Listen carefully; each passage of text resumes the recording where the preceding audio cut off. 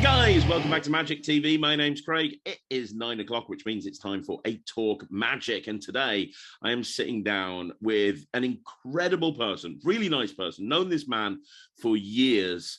He has been there, done that, bought the t-shirt. He's worked with most of the big production companies in the UK and in the world. He's brought out some of the best products that you'll ever see. We're going to get into that as we go into the interview, but he's also an incredible performer, super busy performer. And as I said, a very nice guy. I'm talking about the one and only Ben the Legend Williams. How you doing, Ben? You okay? Well, I'm a lot better after that introduction. Well, it's all true, my man. Seriously, I mean, you have been at such a high level when you think about creating magic and you think about magic tricks that have come out in the last 15 years that have kind of changed the game. You have to think about a lot of the routines that you've come up with, you know, and you really do stuff like, and we'll get into this later on, but stuff like sharp money and labeled and one card link. And this is just off the top of my head, but I mean, all of this stuff, it's the sort of you have an ability to create the sort of magic that you would expect a TV magician to perform. You know, the sort of stuff that you go, oh, that's the sort of thing I'd see Dynamo or David Blaine do, and it's always super creative, but it's also really practical as well and commercial because that's your thing. So I'm honored to have you on the channel. I really am. Thank you very much. I really appreciate it. Thank you for asking me. You're more than welcome. A very nice message that came in. You are more than welcome. Now, I reckon a lot of people know who you are because obviously you've been in this industry for a very long time. But before we start the interview and we get into all the different juicy topics, just for people who don't know who you are, Ben, let's do a bit of give them a frame of reference. I like to start these interviews exactly the same way. Could you very briefly go through your origin story? What got you into magic back in the day? How old were you? How did it happen? How did you find this wonderful industry? Okay, so this is I'll go. I think I'll go full hog and quite deep on it if you like. Yeah, go for it. So I loved magic as a kid.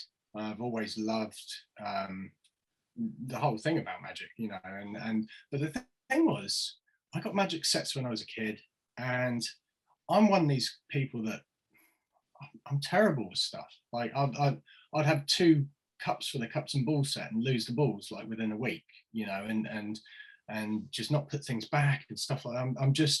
I'm a messy creative. Like I could show you my drawers, right? They're terrible. I won't show you my drawers, but yeah, so I never kind of like pushed through that barrier, and I really believe that there's 2 reasons for kids' magic sets having the magic that they have. Like one, they are super, you know, accessible and easy to kind of learn.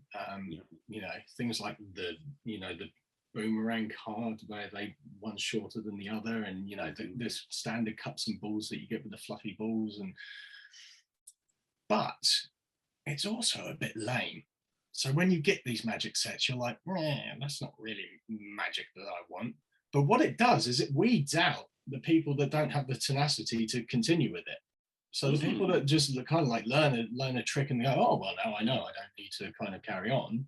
You know, it kind of weeds them out. So the people that persevere with it are actually the people that have the tenacity and the type of personality to persevere and learn magic like properly.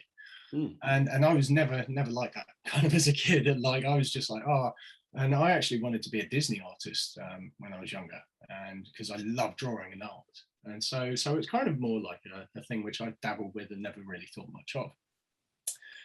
And then when I was 16, my family and I, we went on a family holiday to the Dominican Republic, and my elder sister, she was just turned 19. She decided this was the first family holiday she didn't want to go on. So she stayed at home. And 3 days into the holiday, I get woken up with a phone call, and it's my uncle on the phone. And he says, is your dad there? So I went and got my dad, who was in the room next door. And he came through, and he got off the phone, and he was just like, this is the worst thing I can ever imagine having to tell anybody. But last night, Jenny was in an accident, in a car accident, and we lost her. Oh, and just like my world just imploded. You know, my brother and sister, who are like 3 and 7 years younger than me, just burst into tears. My mum made a sound that I'll never forget. My dad sat on this bed with them. They were crying, and I just sat there for like an hour, or what seemed like an hour. It could have been 2 hours. It could have been 5 minutes. Just going, I'm never going to see Jenny again. I'm never going to see Jenny again. I'm never going to see Jenny again. And my dad was, you know, my dad had built a marketing and advertising company. He was a successful businessman, like regarded as a marketing guru, if you like. And so this whole time up to this point in my life, he was like, what are you going to do in business? You know, how are you going to make your millions? Or what do you, rah, rah, rah. I'm really pushing like that. There was this hierarchy in our family. And this one moment, just everything collapsed. And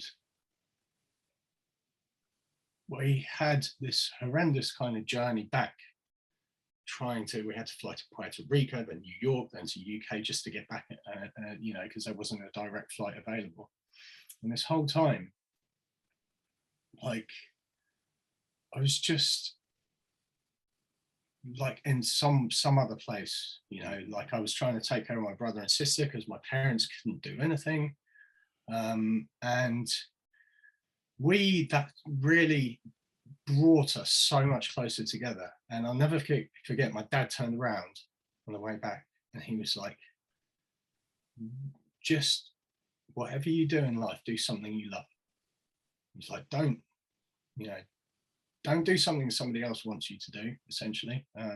You know, I'm kind of paraphrasing, obviously, but he said, the one thing that he said as well is like, don't waste your time, like find something you love and work hard at it, you know. And he never really kind of pushed me in this business direction that he had again. And he was just majorly supportive of they were like, my mum's always been like, oh, you can fly if you believe it, kind of thing. Like, but my dad was just like, right, you know, hands down, anything can happen. Like, do something you love, spend your time doing something you love. And so I decided I want to be a superstar DJ. And so I started, you know, he supported me, he helped me buy record decks, and I started mixing. And then the advert with David Blaine came out, where he flicked through the cards, you saw a card, and he threw them against the Peugeot car window, and the card that you saw was on the other side of the window. And that one moment, I was just like, what? Like, huh? And then my dad bought me his Street Magic VHS that he first brought out, where he levitated and all that. Yeah. And I remember watching this on Christmas Day, and I was just like, for like the next week or so, I couldn't talk about anything else. I was just like, I could not. He bit a coin. I'm telling all my friends, I'm like, no, he bit a coin. He bit a coin, and then he spat it back on, like, and just everything. I was just like, I can't. And in that moment, I was just like, ding! I am going to learn magic. I need to know how this is done, because if I am a DJ that goes around showing everyone magic, then that's going to be my USP. That's how I'm going to be a superstar DJ. And so I started to learn magic. And how old were you at this point? How old were you at this point, by the way? I was 18. Okay. 18 and a half, coming on to 19, sort of thing. So, so I was kind of like coming out of college, and like I chose not to go to university to pursue DJing and all this. And like my dad was like, really? And like, you know, but he was supportive, you know. Still, he was just like, make it work, you know. And over starting to learn magic, I mean, as we all know, it's not. I was like, what am I going to learn? Is it the secrets of alchemy? Like, I'm like, am I going to learn how to make metal soft so that you can bite it? You know, that was where my head was with the coin bite. My dad got me the coin bite, and I was like, this thing? Really? And I'm like, oh, so, well, it does do that. And then I rewatched, you know, like it actually, there was a few things that, you know, that I'd learned from the VHS. But yeah, I was like, oh. And then I really quickly realized how much hard work there is to get to that kind of cleanliness, that level of magic. And then also, as we all know, magic in nightclubs is one of the hardest like venues to perform magic in. It's dark, it's loud, people are drunk or something else. You know, they're not, it's not, people think like, oh, if you've had a couple of drinks, it must be really easy to fall. It's like, no, like a couple are like fun, like you have some fun. A few too many and it's a nightmare because they don't pay attention. They don't see what they're supposed to see. They're like, oh, I missed that, like show me again and all this. And you know, and I just didn't have the experience. And yeah, so I was kind of like a bit kind of bummed out by that, but I carried on. I loved the method of magic and I loved it, and it really gelled. So I had this kind of like little secret, not secret passion. I started to turn into Magic Ben throughout my friends, and so I got into that role of like buying new tricks just to show something new when you got out, and everything. And I got Sankey Very Much on VHS. And I watched that and I remember it clear as day. There was a trick where he pushed a drawing of a ship on a playing card into a bottle. Yeah. And I was like, oh my God, who would have thought you could use the Erdnase color change, not just to change a card, but just to make an image move or do something like that. And I was just like, mind blown, and it just fired this creativity. And I was just suddenly like, well, what if you wanted to do this or this or that or this? And at the time there was this website called Magic Video Depot, and it was essentially a website where magicians post videos of themselves performing something, and other magicians either critique it or say, hey, that was brilliant, you know, and it was just a really social place, and it was actually a really positive place. And so I started posting some of my ideas there, and they had a ranking system that you kind of worked up through, and I worked up to my like this wizard status, and it was just like, it was a really nice place that I was kind of in. I was like, you know, setting up my camcorder. It was a nightmare at that time. Like filming videos and uploading right now is so much easier than what I had to do. Like, you know, but it was a really cool place that I was in, and yeah, the creativity just flourished, and I started, you know, coming up with different ideas, and you see little bits and bobs, and yeah, I just kind of like started to just try and create as much as I could, and that's kind of how I got into magic, and then that creativity, I went to my first magic convention. And that's where I met Dominic, who owns Merchant of Magic or magicshop.co.uk. Because for a long time, your name was kind of linked with the Merchant of Magic. You were like sort of the guy, the Andy Smith to Alakazam. It was you to you know, you have Peter Nardi, who's the main guy, and then you have Andy Smith. It was like Dominic, and then but you were his like right hand guy, and yeah. I think I was there for like 10 years. And how did that all come about? So it was actually the first magic convention I went to was Paul Gordon's convention down in Sussex, and I went down there and I was just showing some of my tricks, and I showed Dominic, and he was like, wow, whose are these? And I was like, oh, they're mine. And he put a business card in my hand and he was like, do you want to release them? And I was like, I would love that. That would be amazing. Yeah. And I came out of there like high as a kite. I was just like, whoa, I got on the phone to my mum and dad. I was like, I'm going to release the tricks. Like, it was amazing. It was just like, wow. And yeah, it was brilliant. And a bit of time went by and I was just like, what's happening with this? So I contacted Dom, and he was just like, you know, I'm really sorry. I'm really busy. This is something I definitely want to do. I'm so sorry. Like, I'm a bit understaffed. You know, so I can only apologize. And I was just like, well, if you're understaffed, you know, and you're busy, do you want somebody to work for you? I'll come and work for you. And I kind of offered myself, and he was like, are you sure? And I started there 2 days a week, and then it was 3 days a week. And then we, you know, it grew and grew. and then I was there full time, and yeah, it just ended up becoming, you know, it was such a fun, great place to work. I was just surrounded by magic, and I could learn anything I wanted to, you know, and you know, Dom and I, we really got on, you know, because we'd have a great laugh, similar sense of humor, but like also we had this real great relationship where we would debate things and stuff like that. But it was always really, it was a really cool place to work, and yeah, so for a long time it was, you know, Well, that was what I did. let me ask you a question about that. Like, when you took the job at Merchant of Magic, were you still aspiring to be a superstar DJ, or had that fallen by, or did you carry on trying to be a DJ while you were at Merchant of Magic? And you Yeah, thought...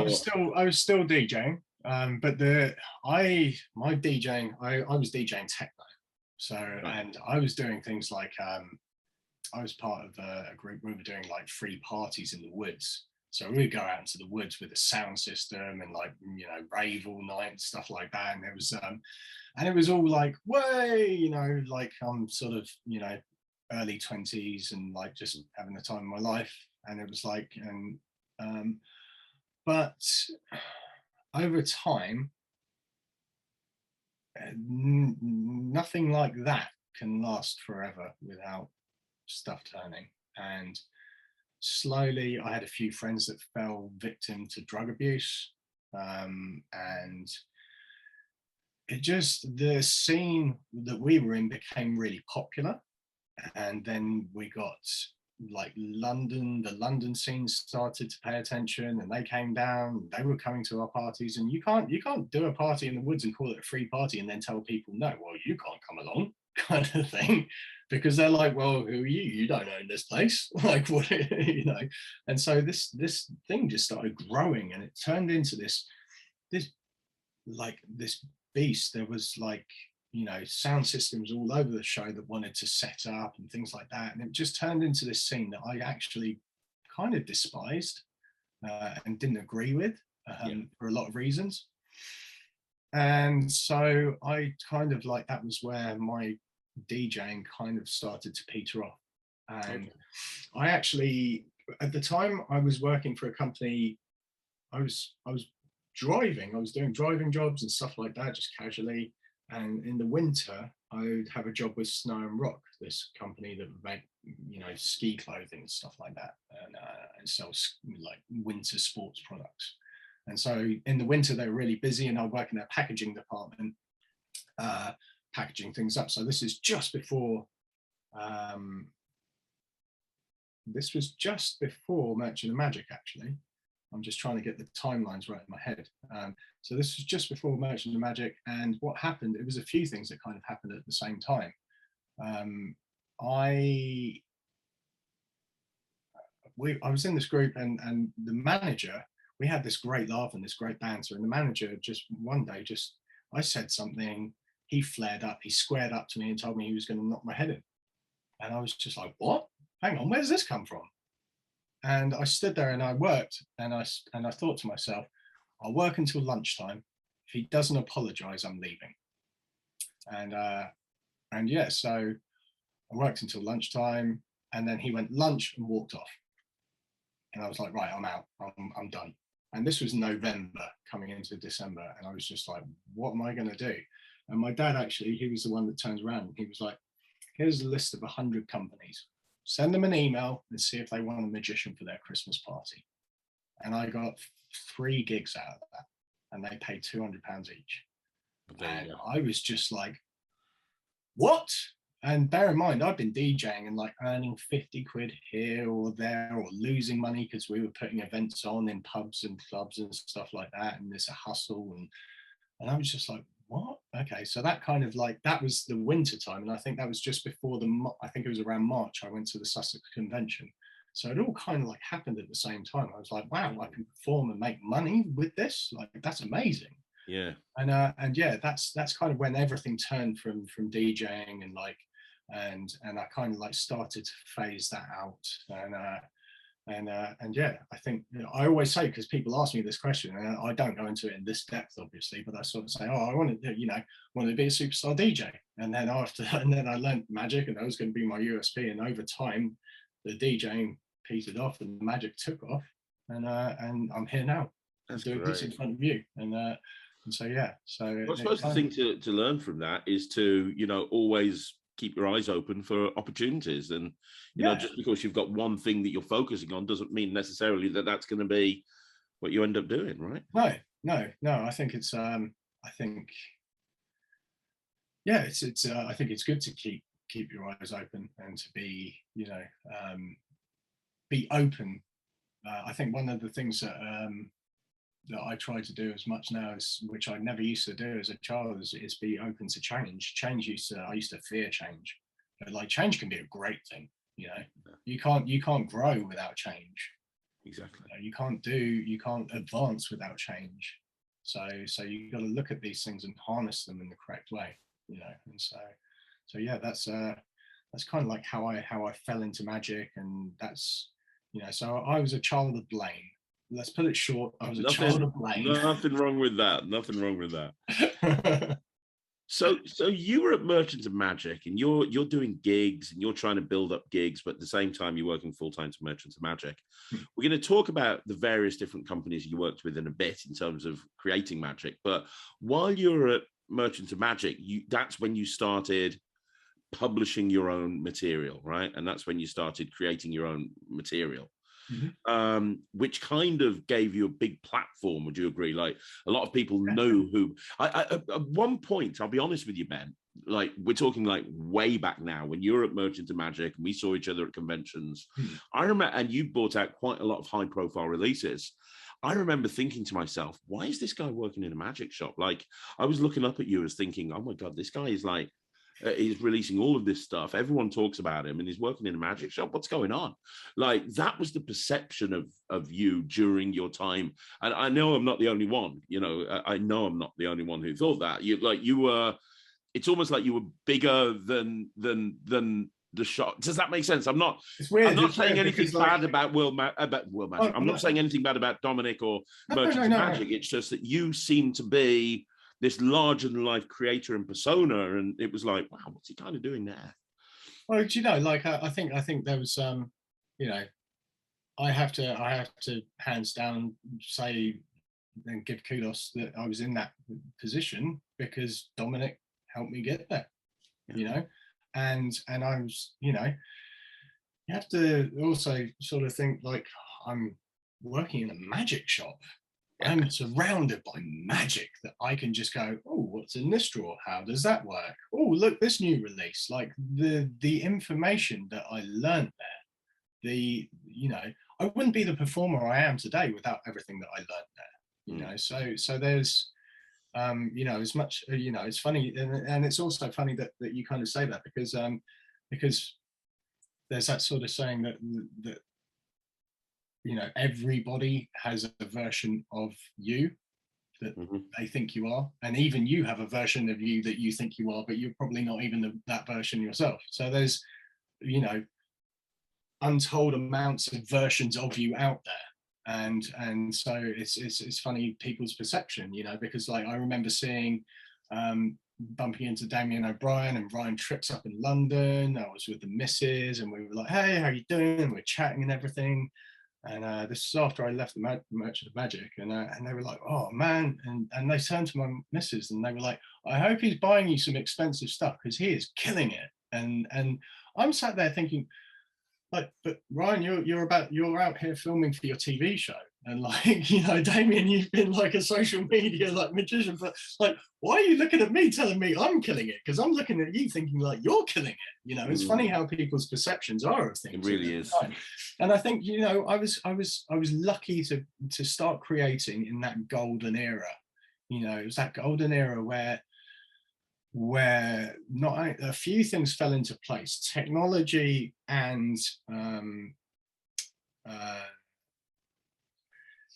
like, magic became cool again because of Blaine. Technology gave us the ability to film and to create products and to get them out there. shops were going online that made things a lot easier. So I was kind of like in this golden era where, if you kind of remember like the releases like Stigmata and Torn, like Garcia and Houchin, there was only a few, there was a lot less creators. So I think, I was maybe, well known for, because it was like that. But there's, as you know now, there's such an explosion of really creative, amazing people that, there's things coming out everywhere, and also the technology's moved on so much now. It's so much easier to film something and to upload it. Like the compromises I had to have on some of the quality of the videos and things that I was putting out, because it was like, no, that file's far too big, you can't use that, so you had to compress it in weird ways, and like, and so yeah, I think it was just a few things at the right, it was a good time to be a creator, I think. Yeah. Absolutely. And I want to get your advice in a bit on creativity. And I want to talk about some of the stuff that you've created, because it is amazing. And you are one of the best people I've ever met when it comes to creating with gimmicks as well. And I want to talk about that. But before I do, you said you were at Merchant of Magic for 10 years. And you released magic through that point, and you said that Dominic had helped you. And obviously, through that period of time, you became busier as a performer as well, and you were doing more gigs and more gigs and more gigs. What made you decide to leave? You got a kind of a cushy position. You just said, I'm in a magic shop. I get to see all of the latest stuff. I learn so much. I'm able to do gigs in the evening. I'm in a position where I can create and release, and it's kind of a really cushy position in many ways. Yeah. And then you kind of one day you're just not with Merchants of Magic anymore, and Ben Williams and is gone. What made that decision happen? Bottom line, really, having a second child. So my wife and I had our first child, our daughter Arabelle, in 2013, and I almost left then, because as I kind of, like you say, it was a really cushy position. It was lovely, and I thank Dominic, for that time. But there was a limit to how far I could go there, and it was like, what do I do? Because I was only ever supposed to work there whilst I built my gigs up.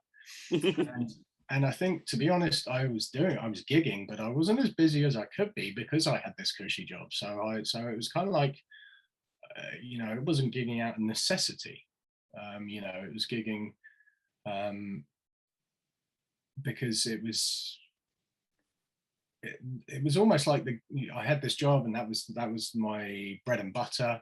But the gigs were like, that was what would go towards holidays and stuff like that, or like, fun purchases and things. So it wasn't actually a necessity for me to gig. So if I didn't gig, it was, and I think when I'm like, no, it really was a bit like that. It wasn't like, oh, I've got to grow up or anything, but it was really like, I have to take ownership of my own life here, and be able to push somewhere where I'm in control of what I'm doing, and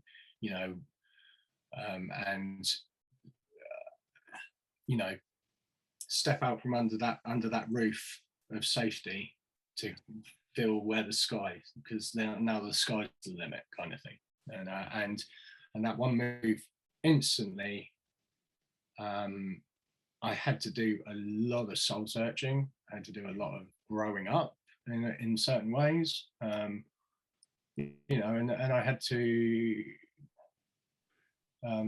really I had to really push for more gigs, and I had to make it work. Yeah, I had to make it work, because I'm going to be a father of two in a few months. And it's like, it's not my life anymore. My life is for my kids and my family. And so that was the reasoning, and it was just like, you know, I kind of have to now push in this area, and I have to take ownership, and you know, and you know, do what I love doing, but do it in my own kind of way, if you know what I mean. So And yeah, that was.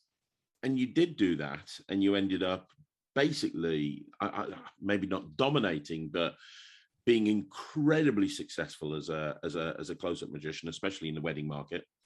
Yeah, and we can talk about that, absolutely. But while you were doing all of that, you were still creating and releasing magic. But now, because you had left Merchants of Magic, you were doing it with various other companies, and one company of which was Ellusionist, Yes. who at the time were the biggest magic company in the world.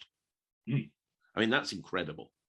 You know, I mean, there's many magicians that like have on their bucket list, oh, I'd like to work with Ellusionist.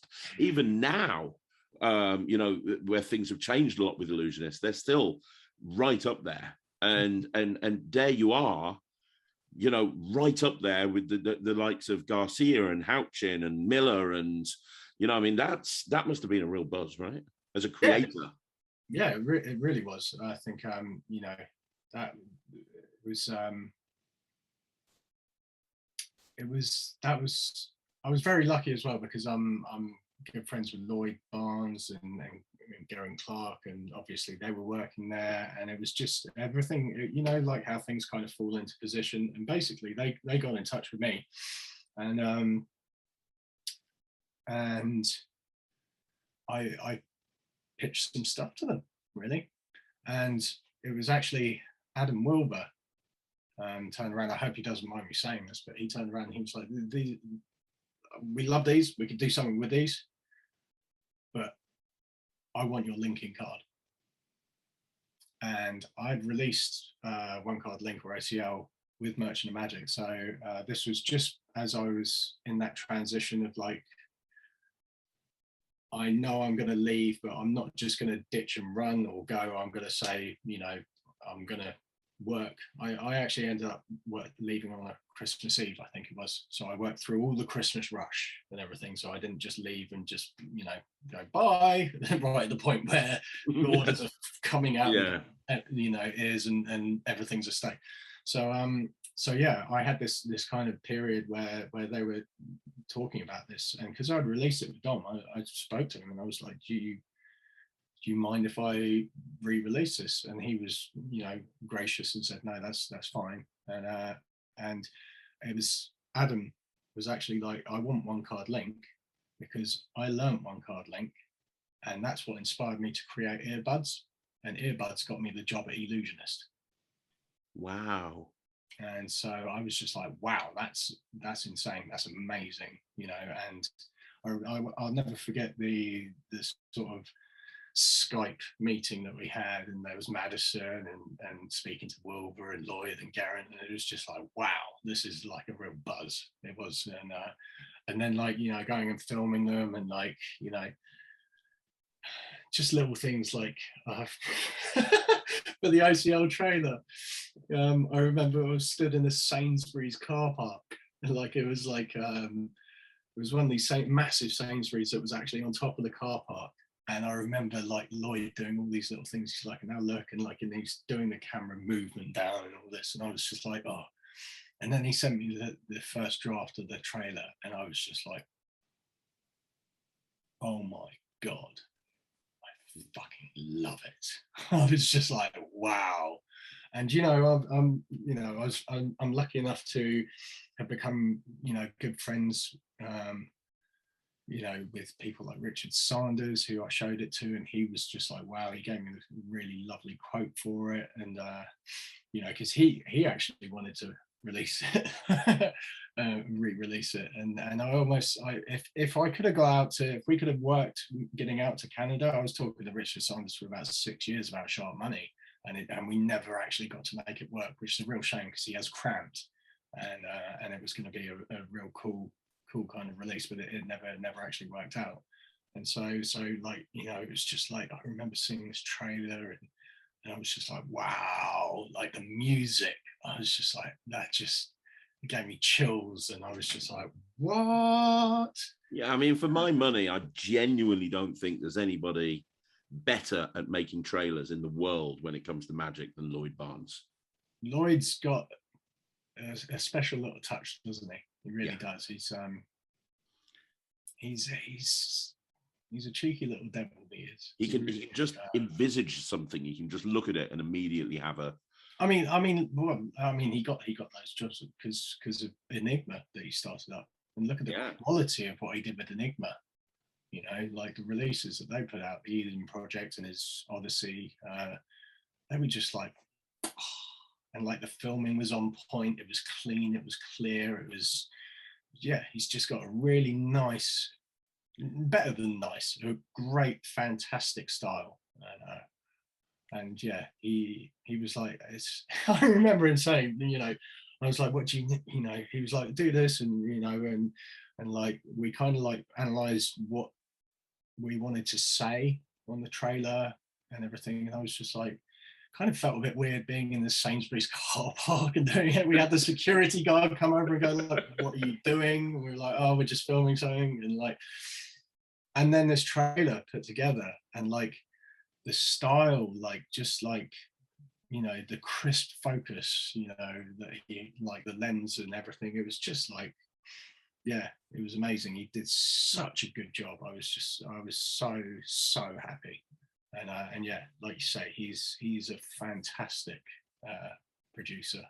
Yes, he absolutely is. He really is. You know, he's not only that, he's funny. He's incredibly, insanely talented. He does some of the hardest sleight of hand, but like he has such a unique kind of take on it as well. You know, got a lot of time for him. Really do. Yeah, really good guy. I'm gonna pause for a second there because I want to get your advice on something. We're going to come back to this story in a second. We've talked a lot about your creativity, and we've talked about, you know, you've referenced certain products. I mean, One Card Link is incredible.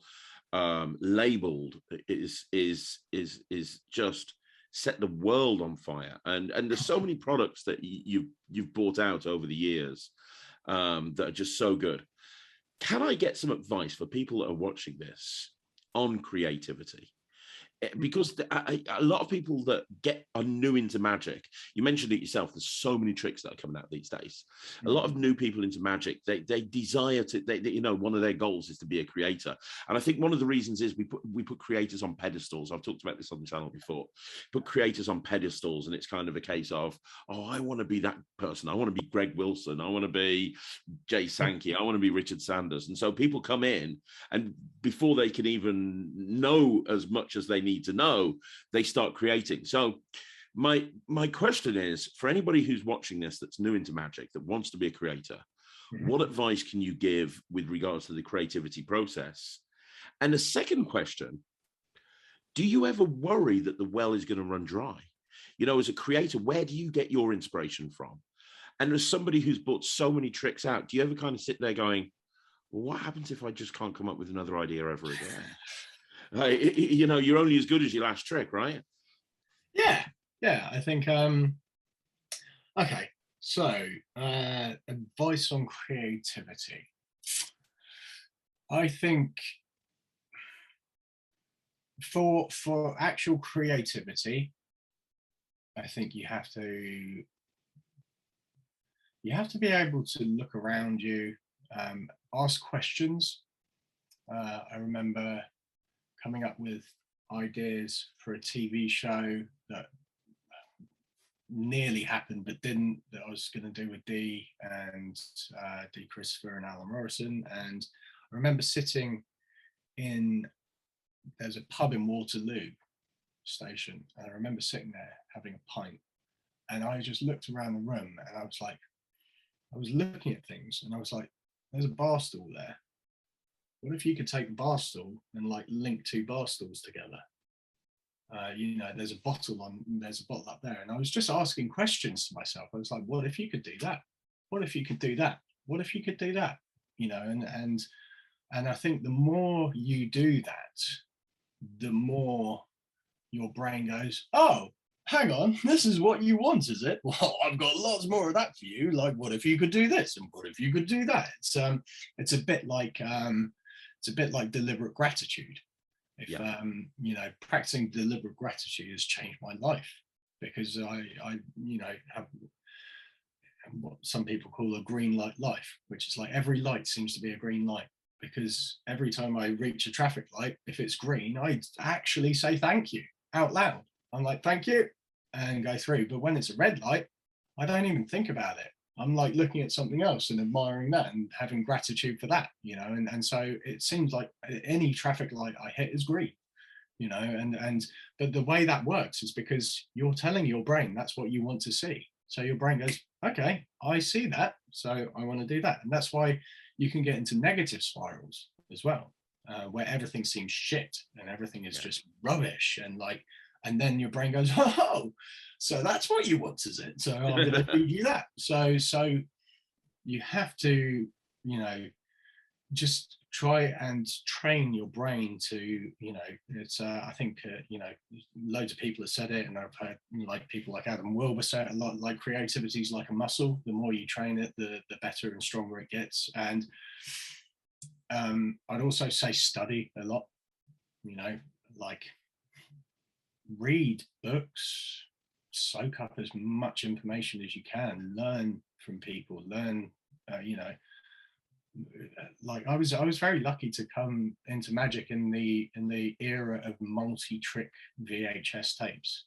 People like Daryl's card revelations, or like Fula Doulas, that had a plethora of magic and effects and techniques and methods. And you know, get Mark Wilson's course in magic and read that, like, you know, soak up as much as you can, because what you're doing is the only way that the only thing in, or one of the comparisons that I draw is like, imagine you're a chef and you only know one ingredient. You know, you're not going to make much with that. No. But if you start to like look at other ingredients and then study other recipes, and you learn your basics, like how to make a roux, like how to make bread, how to make pasta and a tomato sauce, and all these basics that you can do in cooking, then you've got a really good solid grounding to then go, hang on, if I take a bit of this and a bit of that and I chuck that to there and that to there, you know, now I've got a different dish. Now that might be a dish that somebody else has created that's not yours and not unique or anything, but you've done that yourself. You've created that, and you've done that from this tool belt that you've grown. And so it's a bit like cooking in that respect. You're kind of like taking the more you learn, the more ingredients you know about, the more that you study people, the more techniques that you learn, the more, you know, the more you learn how these ingredients go together and what works with what and what doesn't work, you know. And then if you do that, like ask a lot of questions, you know, like just look at objects and see how, you know, like kind of like a coin and a lighter. You know, people would obviously go like, can you get the coin in the lighter? You could maybe, you know, somehow merge the two together. What if you could take the color from the lighter and then switch it with the color of the coin?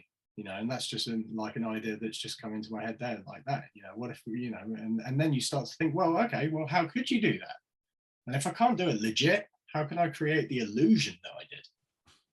You know, and now I'm thinking like two shells.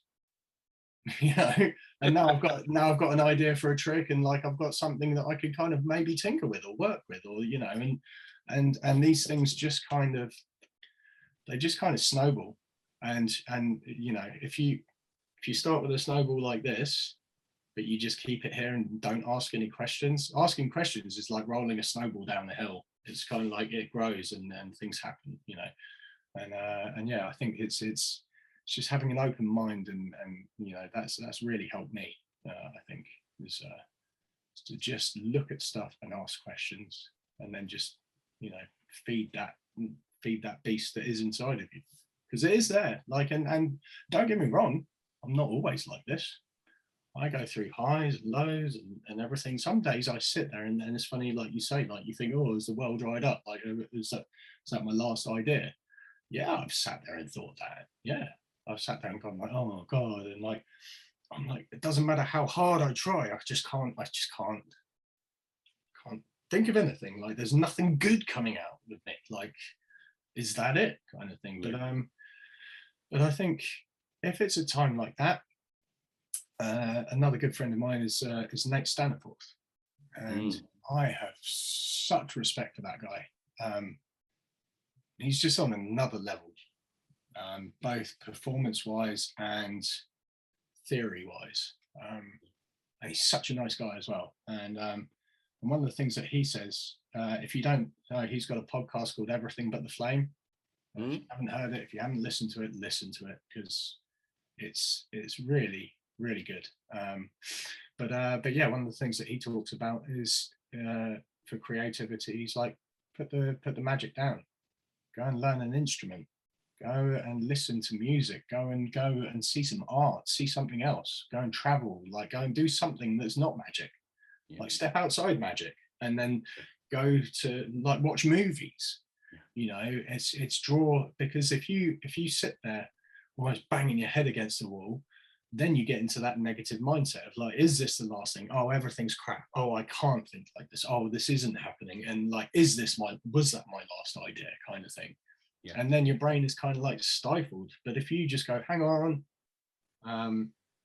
let's just park that, forget it for the moment.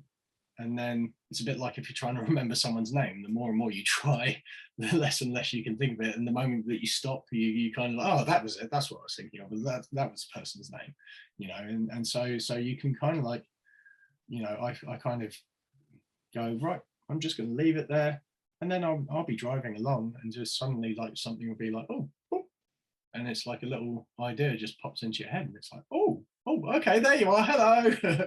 And then it's like, oh, okay. And then you're kind of like old friends that you're super excited to see each other, and then you're like buzzed again, and then you're jazzed, and you're like, yay. And then, you know, and then you ride back up on the hill. And so I think that's also, you know, like being self-employed and working for yourself. It's a weird thing, because any moment in time you feel like I could be doing something to try and better myself or earn some money here. But I've learned that if I'm in a, you know, sometimes I do the school run, and sometimes I come back and I'm just like, I can't think straight. I try and do stuff, but things take far too long, and it's not very good when I'm doing it. And if I'm like that, I'm now of the mindset, well, not of the mindset, I'm now of the belief that just park that and just go, right, I'm going to stick a film on, or I'm going to watch some of my favorite YouTubers or something like that. You know, I'm just going to sit here. I'm going to sit on the sofa. I'm going to eat something. I'm just going to go blah, you know. Yeah. I'm gonna play on an app on my phone or something, and I feed that, and then suddenly that part of me is satiated, and it's like, right, I don't want to be here anymore. Now I'm ready to get back, and again you get back into it. So you kind of have to understand when you're in peaks and troughs, and be aware of yourself. I think awareness is a really important word for life in all situations. Awareness is key, because if you're not aware, you're just blindly going along. And so if you're aware of how you feel, you're aware of what you're doing, then you can start to work with it instead of it happening to you. Yeah, I mean, that is amazing advice. I've asked that question to a few people. That's one of the best answers I've ever heard, genuinely. I mean, that was incredible. I want to ask you one more question about creativity, though. I mean, on top of everything that you've just mentioned, you seem to have an innate ability to create gimmicks.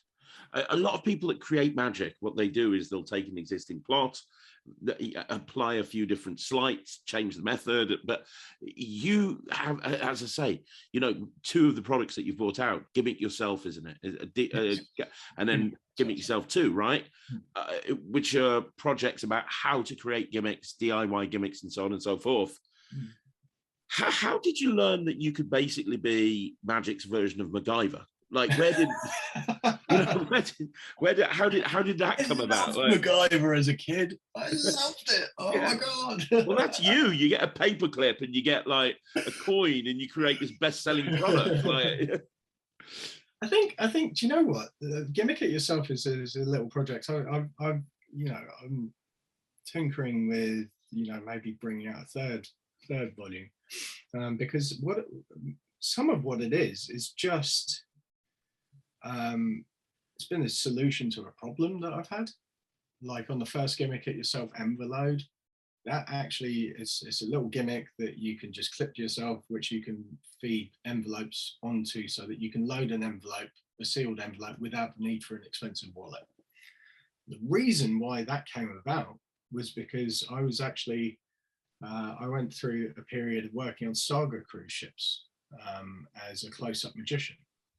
And I prepped 50 envelopes to go on this week-long cruise. And I got out there and I unpacked everything, and I'd left my Jerry O'Connell at home. And I was just like, no. Like, I love putting stuff in sealed envelopes. There's nothing more fun than there's nothing more fun than instantly taking someone's credit card and it just appearing inside an envelope straight away. Like, it's just, and I was just like, no, I need to do this. And that's where I was like, so, it was actually, and again, this is why the importance of learning stuff is key, is because there are card to wallets with feeders. And then there were, Harry Robson came out with a great instant reset wallet, and which had a feeder. And I was just like, oh. And I was like, so really all you need to get something into an envelope is a feeder. And so I took a paper clip and I sellotaped a playing card to it, and I bent the playing card. So it was kind of like just a paper clip on a card, and I bent the playing card and I hooked that on my inside pocket and I slid an envelope onto it. And that was the first iteration of envelope. And I played around with loads of different things, like, different ways of making the feeder and everything like that. And then settled upon what I brought out on Gimmick It Yourself. And it was more born out of like a necessity at the time, that, things like on my second release, I have Utilite, which is a way to gimmick a lighter to help with vanishing objects. And that was actually because I do coin and sugar packet a lot. And the way I do it is have a sugar packet inspected, do a little switch for one with a coin in it, they hold on to that, and I'd have a coin unique. And I'd squeeze, they'd name a coin, fingers crossed it's the one that vanishes. And if not, then you go, oh, well, I'll take the £2, then I'll wave over and the 2p is gone, or the 50p's gone, or whatever. And then it's got to go somewhere, and it's inside the sugar packet. And I love that. I love that idea. I love, I love that routine. But I love the coin unique vanish. It's such an amazing magical vanish. But like, you can't. It's just a bit shit if they name the wrong coin. And with a £2 gimmick, they actually say £2 a lot more often than you think they would. You would think that they would think that you would expect them to say £2, so they would say the 2p, but they don't. They say £2 because they're like money, and I think that's just generally it. And so more often than not, I was going, oh, well, if I just take the £2, use it like a magic wand, the other coin vanishes. And I was just like, oh, that's weak. It's just weak. And I had this idea. I was like, okay, well, the lighter is a magic wand. And I had this idea, and it was actually to take a lighter, a slightly wider lighter, and have a shell a bit like branded that went over it, that had a recess, that had a design with a circle on it, that had a recess for a coin to stick into it. So it would be essentially, the coin would have the print of the lighter on the back of it, but you would show the coin, that would go in your hand for a second, you'd take the lighter back out, you'd light it, and boom, it's gone. So the lighter was the shell for and that was my idea. And you know, I spoke to Murphy's about it, and they liked the idea, but it was kind of like, you know, I think one of the issues with something like that is there are lots of different lighters in the world. To get the right size lighter, you know, is not, you would have to supply the lighter. Yeah. And then there's the issue of it having like gas and it being a hazardous item to ship. And then that, you know, there was a lot of complications that came with it. And yeah, I was just like, and it was just like one day I was just like, oh, wait, hang on.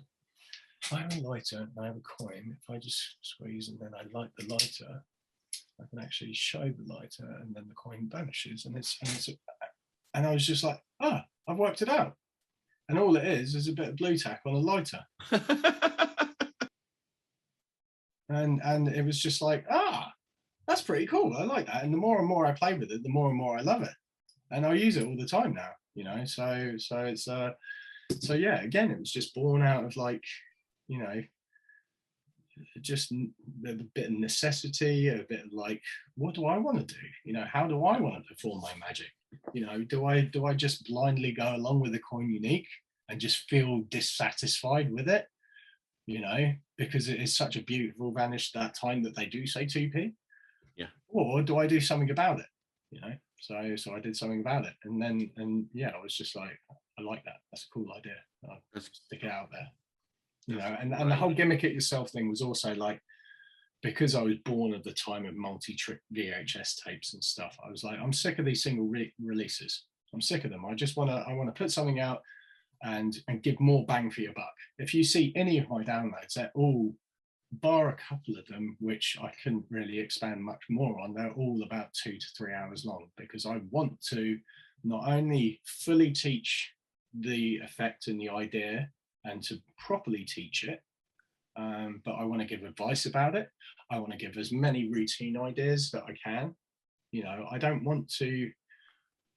want to almost give you my process on a plate and just be like, well, this is what I have, like, you know, and yeah, that's why, you know, I find I can't stop thinking about certain projects and certain effects, you know, like, and that was seen and labeled, you know, labeled is, it was labeled, then I brought out relabeled, and I didn't just want to re-release it, because there were so many like, oh, this is version 2.0. So relabeled was actually like an add-on DVD with extra ideas for labeled.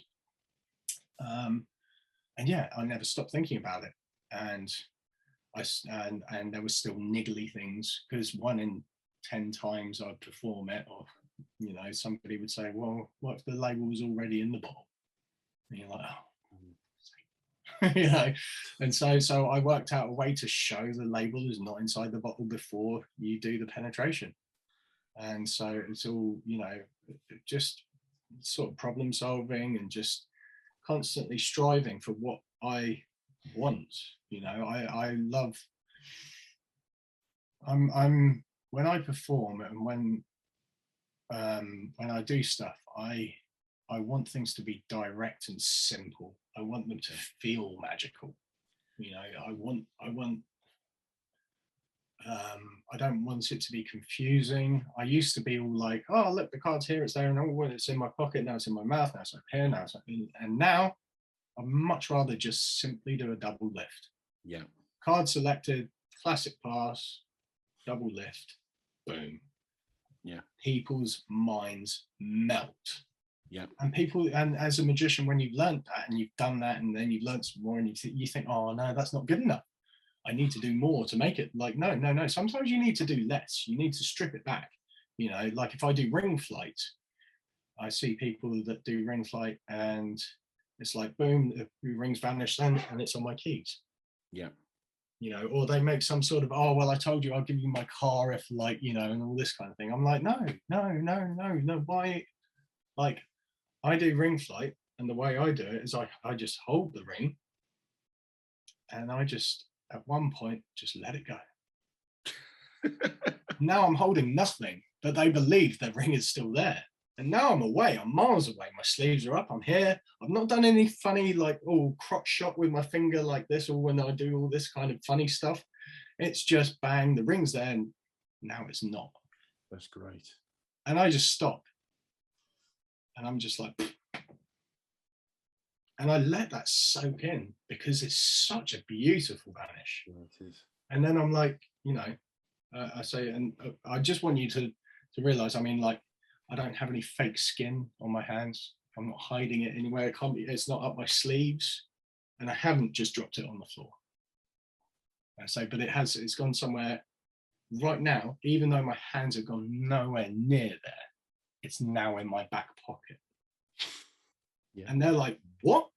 So you've got this moment, you let that vanish sink in, you let them feel that, let that magic breathe, let them feel the impossibility of what has just happened before their very eyes. Yeah. And then you step it up a notch. Now it's in my back pocket. And they're like, well, no, how can it get there? I'm like, not only is it in my back pocket, it's actually attached to my keys. Yeah. And then they are just like, you know, and so you get kind of like 3 waves of it. And it's the simplest kind of thing. It's so direct, and so I want my magic to kind of feel magical. Even though I'm quite comedic when I perform, I love people, and I love jazzing with people. I love bouncing off people. I love that. I love, you know, I love being straight up with people when they don't believe in magic, and they tell me they don't believe in magic, and they go, you know, you're really good, but I know it's not real. Like, I'm like, well, you know, I know some slightly clever things, you know. I'm just like, you know, and I just say, you know, well, you know what, like, you know, and I treat people like people, because every person that you meet, every person you perform to is a person. They're not just things to boost your own ego. They have gone through their whole life on their side of their mirror, like, you know, they've had, you know, and they're in their world. And so I treat everyone that I meet. And this is why I don't like it when you see magicians that don't slightly adapt their performance. I mean, I have things that I say every time I perform, because I've now worked and figured out that that's the most, for me at this moment in time, the most effective way I can perform that.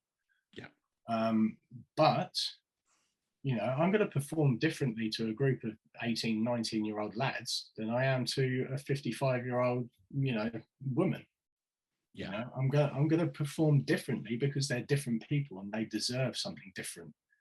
You know, so yeah, I kind of like, you know, I have that kind of that kind of feeling when I perform. I want it to be special for them. Yeah. And this is one of the reasons why I love weddings. Corporate, well paid, in out, structured hours, wham bam, thank you ma'am. Yeah. But it's nothing like getting an email from a couple that are just like, oh my God, thank you so much. You made our day.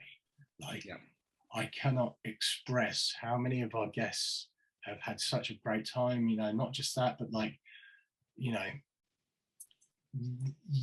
that day they're going to remember for the rest of their lives. Whether they stay with that person or not, they are going to remember that day for the rest of their lives. And if you can be a positive impact on that, if you can make that even more amazing for them, then that's a really special thing. And I'm truly grateful for every couple that chooses me to be a part of their day. I'm truly grateful for it, because it makes my job so much more meaningful for me, you know. So yeah, so that's kind of where I'm kind of at with performance and everything like that. And I think that's another reason why I haven't been releasing so much magic recently, is because I've just been focused on that. I've focused on doing what I love doing and doing the best for the people that I'm performing for. and working, working through that basically. That makes absolute sense. And you are an amazing performer. Let me ask you another question. When you were releasing all of this magic through Ellusionist and all these various different companies, and you're also performing, was the one aspect, I mean, and which is what you're still doing now, is the one aspect that you prefer to the other? Like, you kind of think to yourself, you know what, I love that, because I can see how passionate you are about creating, but I also know how passionate you are about performing. And I'm not asking you to choose between one or the other, but was there one, or is there one aspect of what you do as a professional that you prefer over the other, or is it?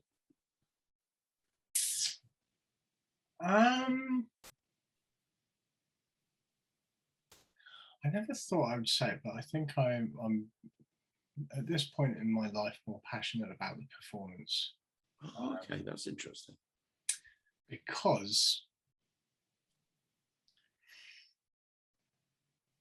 and it's I don't want to sound negative or alienate anyone or anything, but I feel like the magic industry or the magic community is there's a lot of trying to be something in order to fit in, or to, there's a lot of, oh, I want this because of that, and I don't know, I think it's very hard to, it's kind of like it's almost a bit like, when you're in school and you're like, what group do I fit into? Where do I fit? Where do I want to be? What friends do I want to have? Like, oh, I wish they could be my friend, and there's a lot of it's almost like when you work with, if you look at people that are rich with great cars and big houses, beach holidays and stuff like this, and you go like, oh, I want that. There's a lot of desire for stuff, which you might not necessarily desire if it wasn't there in front of you tempting you. Yeah. And if you looked inside yourself and really truthfully said, is that what I want? I don't know whether you would be there without those dopamine hits from the releases and the trailers and all these, amazing things, and all this desire to kind of be somewhere. Like, I think when I perform, this is me. This is me through and through, doing what I want to do, how I want to do it, and I'm hopefully giving a lot of people a positive impact on their lives through doing that. And that to me is really meaningful and a very special kind of thing. So yeah, and so I'm kind of like, I think that's where I'm kind of at the moment. I and as much as I say that, as I'm saying it, I'm like, oh man, but I love creating, and like I really should like just really like go through all my stuff again and like dig some stuff out, and but it's I think I'm not behind a mask of anything when I'm performing. I'm me, and if you don't like me, don't book me. Yeah. I'm not, oh, I have to be this in order to, I'm not trying to fit something, like a circle into a square. I'm just like, well, this is me. So yeah, I think that's I think as I've kind of grown, especially over the past sort of 5 years, I've really got to know myself a lot more. I've really got to be a lot more honest with myself, and yeah, I think that's where I'm at now. So okay. And then obviously, you then, after leaving Merchants of Magic, you built up a very successful career as a performer, very successful career as a creator. And then about 18 months ago, COVID hit. And that buggered the whole thing up for not just you, but pretty much every magician on the Whoa. planet. Yeah. And it screwed us all up, didn't it? And Yeah. I've talked about this on the channel as well. I saw so many really good magicians just decide to give it up. It just right, okay, I'm leaving the industry, or they got themselves a job, and then when things started opening up, they didn't want to leave that job. They were like, okay, I've had a good run, but that's it. Or I've spoken to a couple of people that have just given up magic completely because they realized that they wanted their weekends back. They went through a year and a half of not having to go out and work every weekend, and then they kind of were like, well, I actually quite like this, so I'm gonna stick with what I'm doing. Yeah. You obviously during lockdown, what I'm trying to say is you've just been as passionate about magic as you were before. I managed to weather the storm. Yeah, that's the way to put it. And I know you've been very busy, and I know you've got lots going on next year. But one thing that you did, which I thought was an absolutely genius idea, and I think it happened during lockdown, was you set up your Magic Dad business, which I think is just genius. I'm a bit entrepreneurial, and I love looking at business ideas. Yeah. I remember seeing that pop up, and I was like, oh, okay, Ben's onto a real win. And you didn't release much magic during COVID.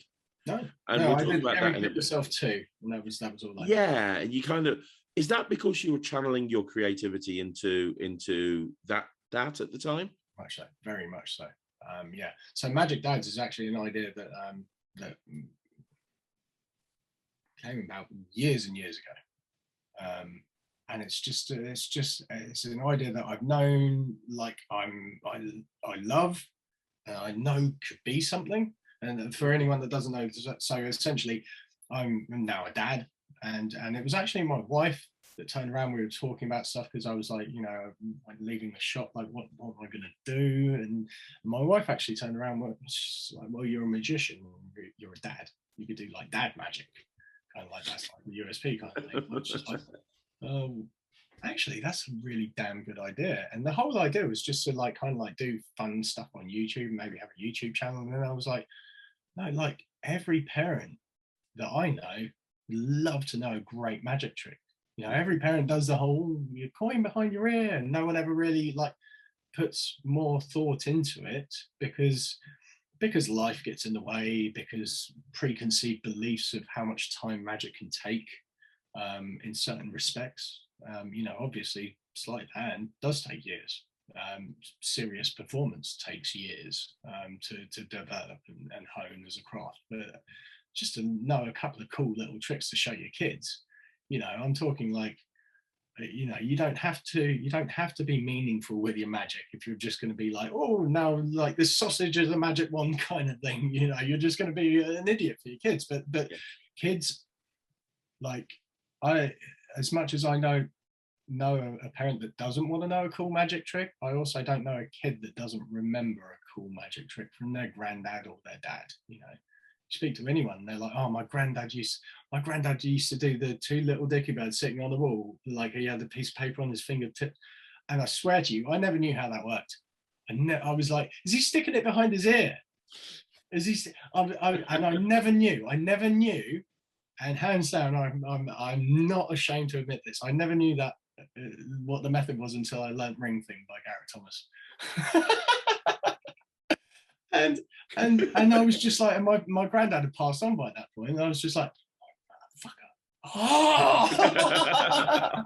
But he used to do it every time I go up, and he would do the thumb, pull the thumb off, two little dicky birds sitting on the wall, one named Peter, one named Paul, fly away Peter, fly away Paul, come back Peter, come back Paul. And it was just like such I used to really look forward to it when I'd go to see my nan and granddad. And yeah, I think everyone has a great story of great magic, and usually the only magic that a lot of people have seen is when the dad or granddad would show them a little magic trick. It might even just be like a self-working card trick or something like that, And so I was just like, you know what? I'm passionate about parenting.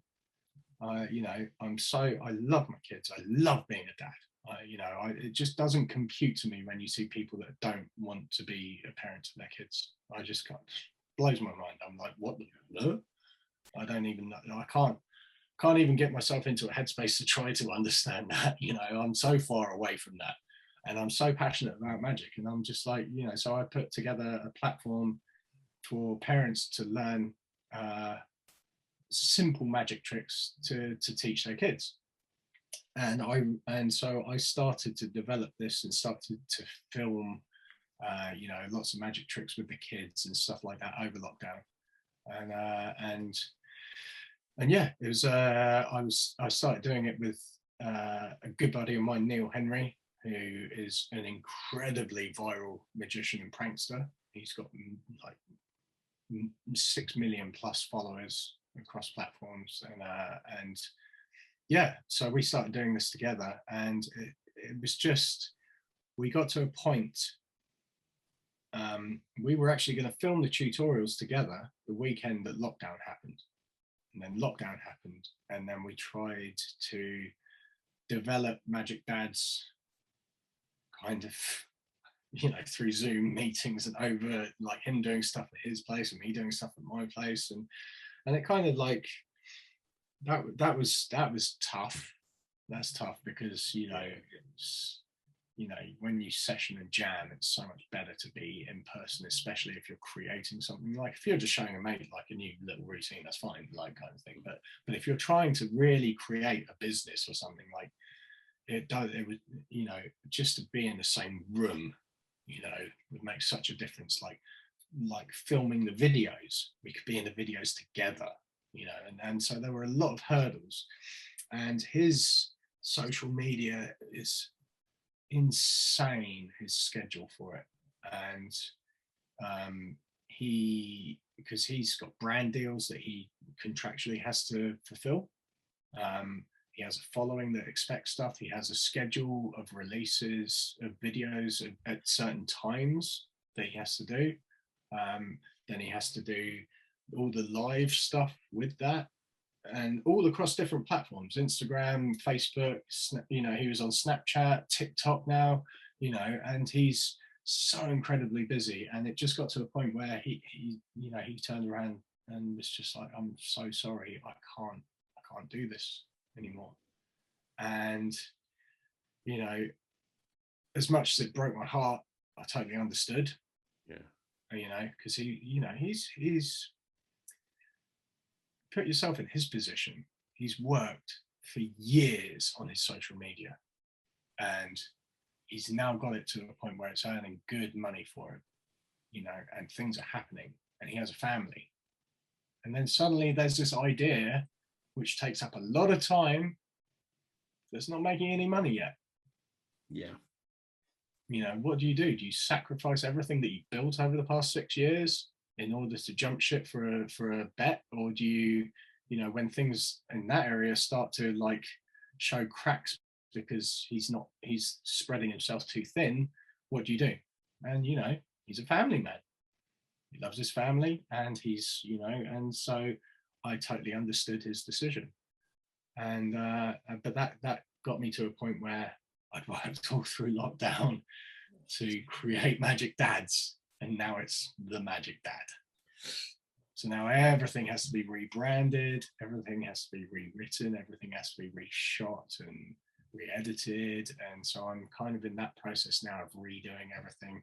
And then I've got a little secret sideline with the whole Magic Dads, because Magic Dads for me is going to be a brand. It's not, it's not just I kind of like, it's not just like a singular idea. I've got like places that it can go, essentially. And so I've kind of like been secretly working behind the scenes on something to do with Magic Dads, which is not even in the magic industry, but it's part of the brand. And so yeah, it's all part of the whole package of parenting and magic. And you've kind of basically taken one step back to take 5 steps forward. Yeah, exactly. And so I think also I kind of like, I was, when Neil gave me that call, I was just like, I was even more determined to make it work. And I was just like, all right, and I really pushed hard, but I got to a point where I was kind of like burnt out. And to be honest, it put a lot of pressure on my family. You got to social media. You got to be consistent. You got to have great content and consistency, you know, in order to build a following and to make anything happen. Now, if you can imagine in lockdown, whilst homeschooling, with a wife who's an office manager, who there's no office to manage. My wife works in a data management company. So whilst lockdown happened, she pretty much lost her role as office manager, but she diversified and she started to learn to write code.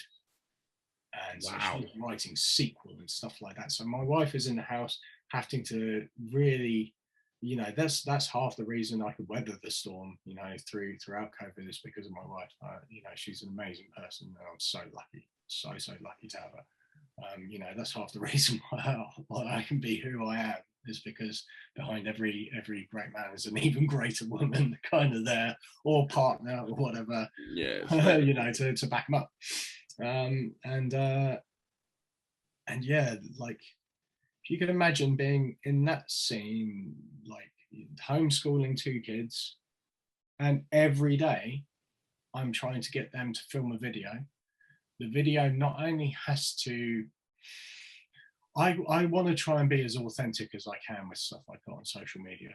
Like, I want to, with my releases, I want to try, and where I can, however I can, and as much as I can, I want live performances of me doing the tricks. I don't just want to like stage it with my wife or something, or like, you know, or just perform it to camera. I'd really rather not, you know. That was the one gutting thing about, you know, especially Gimmick It. I tried, you know, I kind of like with Gimmick It Yourself, I kind of decided not to do that. I was like just trying different things, and then I couldn't do it with Gimmick It Yourself too. And I really now wish that those projects had that. You know, and so all my social media videos, I'm trying to be as authentic as I can. But as you know, with kids that learn magic, and especially the sort of magic that I'm showing or trying to teach with Magic Dads, they've seen that magic, you know. Like, I'm sorry, my daughter, I've got a video actually of me with my son, and I go, woo, woo, where's it gone? And I'm like, oh, and when I do this, I go, whoo, he goes, ah, and then I go, oh, and he's like, ah, and then he goes, it was in your fingers. And I was like, what? And I was just like, no. And I was just like, no. And I was like, here. And he's like 2, 3 at this point. And I was like, here, where's it gone? And he just turns my hand over. I was just like, you know, so my kids are now 8 and 5, and they have seen a lot of magic. And not only that, I've flashed on certain magic tricks because I got my angles wrong, because they're small little kids and I'm not, you know, and you know, and not only that, you know, when one, you know, my daughter's very inquisitive, and so it's kind of really hard to try and get authentic magic shot in the style that works for social media without, you know, making some compromises, and then to add on that the consistency of it. So imagine trying to go, right, kids, first of all, you got to get the kids on board. They've got to want to be part of the video, all right? Because they might just want to be like, nah, I don't want to do that. I want to play with Lego, or, you know, like, I don't want to do that, Dad, you know, you know. And it's like, so you got to get them on board, and then you got to film the trick. Not only when you film the trick, it's got to work. The trick's got to look good. The reaction's got to be on point, and it's got to be framed in the right kind of way for it to work on social media, or for it to be digestible and easily shareable on social media. Then if you get that to work, you then have to edit it. And then after the edit, you then have to upload it to the platforms. And then when you upload it to the platforms, in order for the algorithms to work, you've got to be there for the first 20 minutes, half an hour, commenting on stuff and trying to get it to move and trying to get it to go and get traction. It can become almost a full-time job. And you do imagine doing that every single day, along with the whole stress of COVID, the loss, you know, like the whole, everything that you're dealing with personally with it. along with a wife that is doing her damnedest to diversify and makes, you know, like help keep a roof over our heads, you know, all in the same household, whilst trying to homeschool and then also be there for your kids and, like, you know, try and be a good dad, you know. And it's like, how it almost got to a point where I'm like, I'm putting it out there that you should be a magic dad, like that you should care about your kids. And in doing that, I'm almost neglecting my kids in trying to make this happen. And it's like, am I compromising my own morals and ethics of fatherhood by trying to force this, you know? And so it put a lot of pressure on the family. And so when Neil left, I was kind of like, I drove on with it for a bit. And then I was just like, I was on a website platform called ClickFunnels, which is designed to build sales funnels and stuff like that for products and entrepreneurs. But, you know, the money started to dry up and I was just like, I can't keep this going forever. And I have so much work to do to redo everything and rebrand everything. And I was just like, I just kind of like took a step back, like you say, and then kind of, like you say, I've taken a step back to hopefully take 5 steps forward with it. Yeah. So, yeah. And I imagine in the last few months as well, it's been difficult balancing everything even more, because as the country's come back open, you obviously have gigs that you need to go and do, and wedding fairs and so on and so forth. Which weddings mental. Like, you're doing weddings now on a Thursday and a Tuesday, you know, because that's just trying to shove them in wherever they can. Yeah, well, they don't want to wait 2 years because every Saturday and Sunday is booked up for 2 years, you know, in all the venues. So they're like, we don't want to, or it's, we've moved our date twice and we just do not want to move it a third time, you know. And you know, so it was a real case of like, wow, summer's opened up, thankfully now in a position where I can work and everything. And that was interesting because all throughout up to July, when everything opened up, was it end of June or was it end of June? Yeah, I think it was. Yeah, it was kind of end of June, wasn't it? Yeah.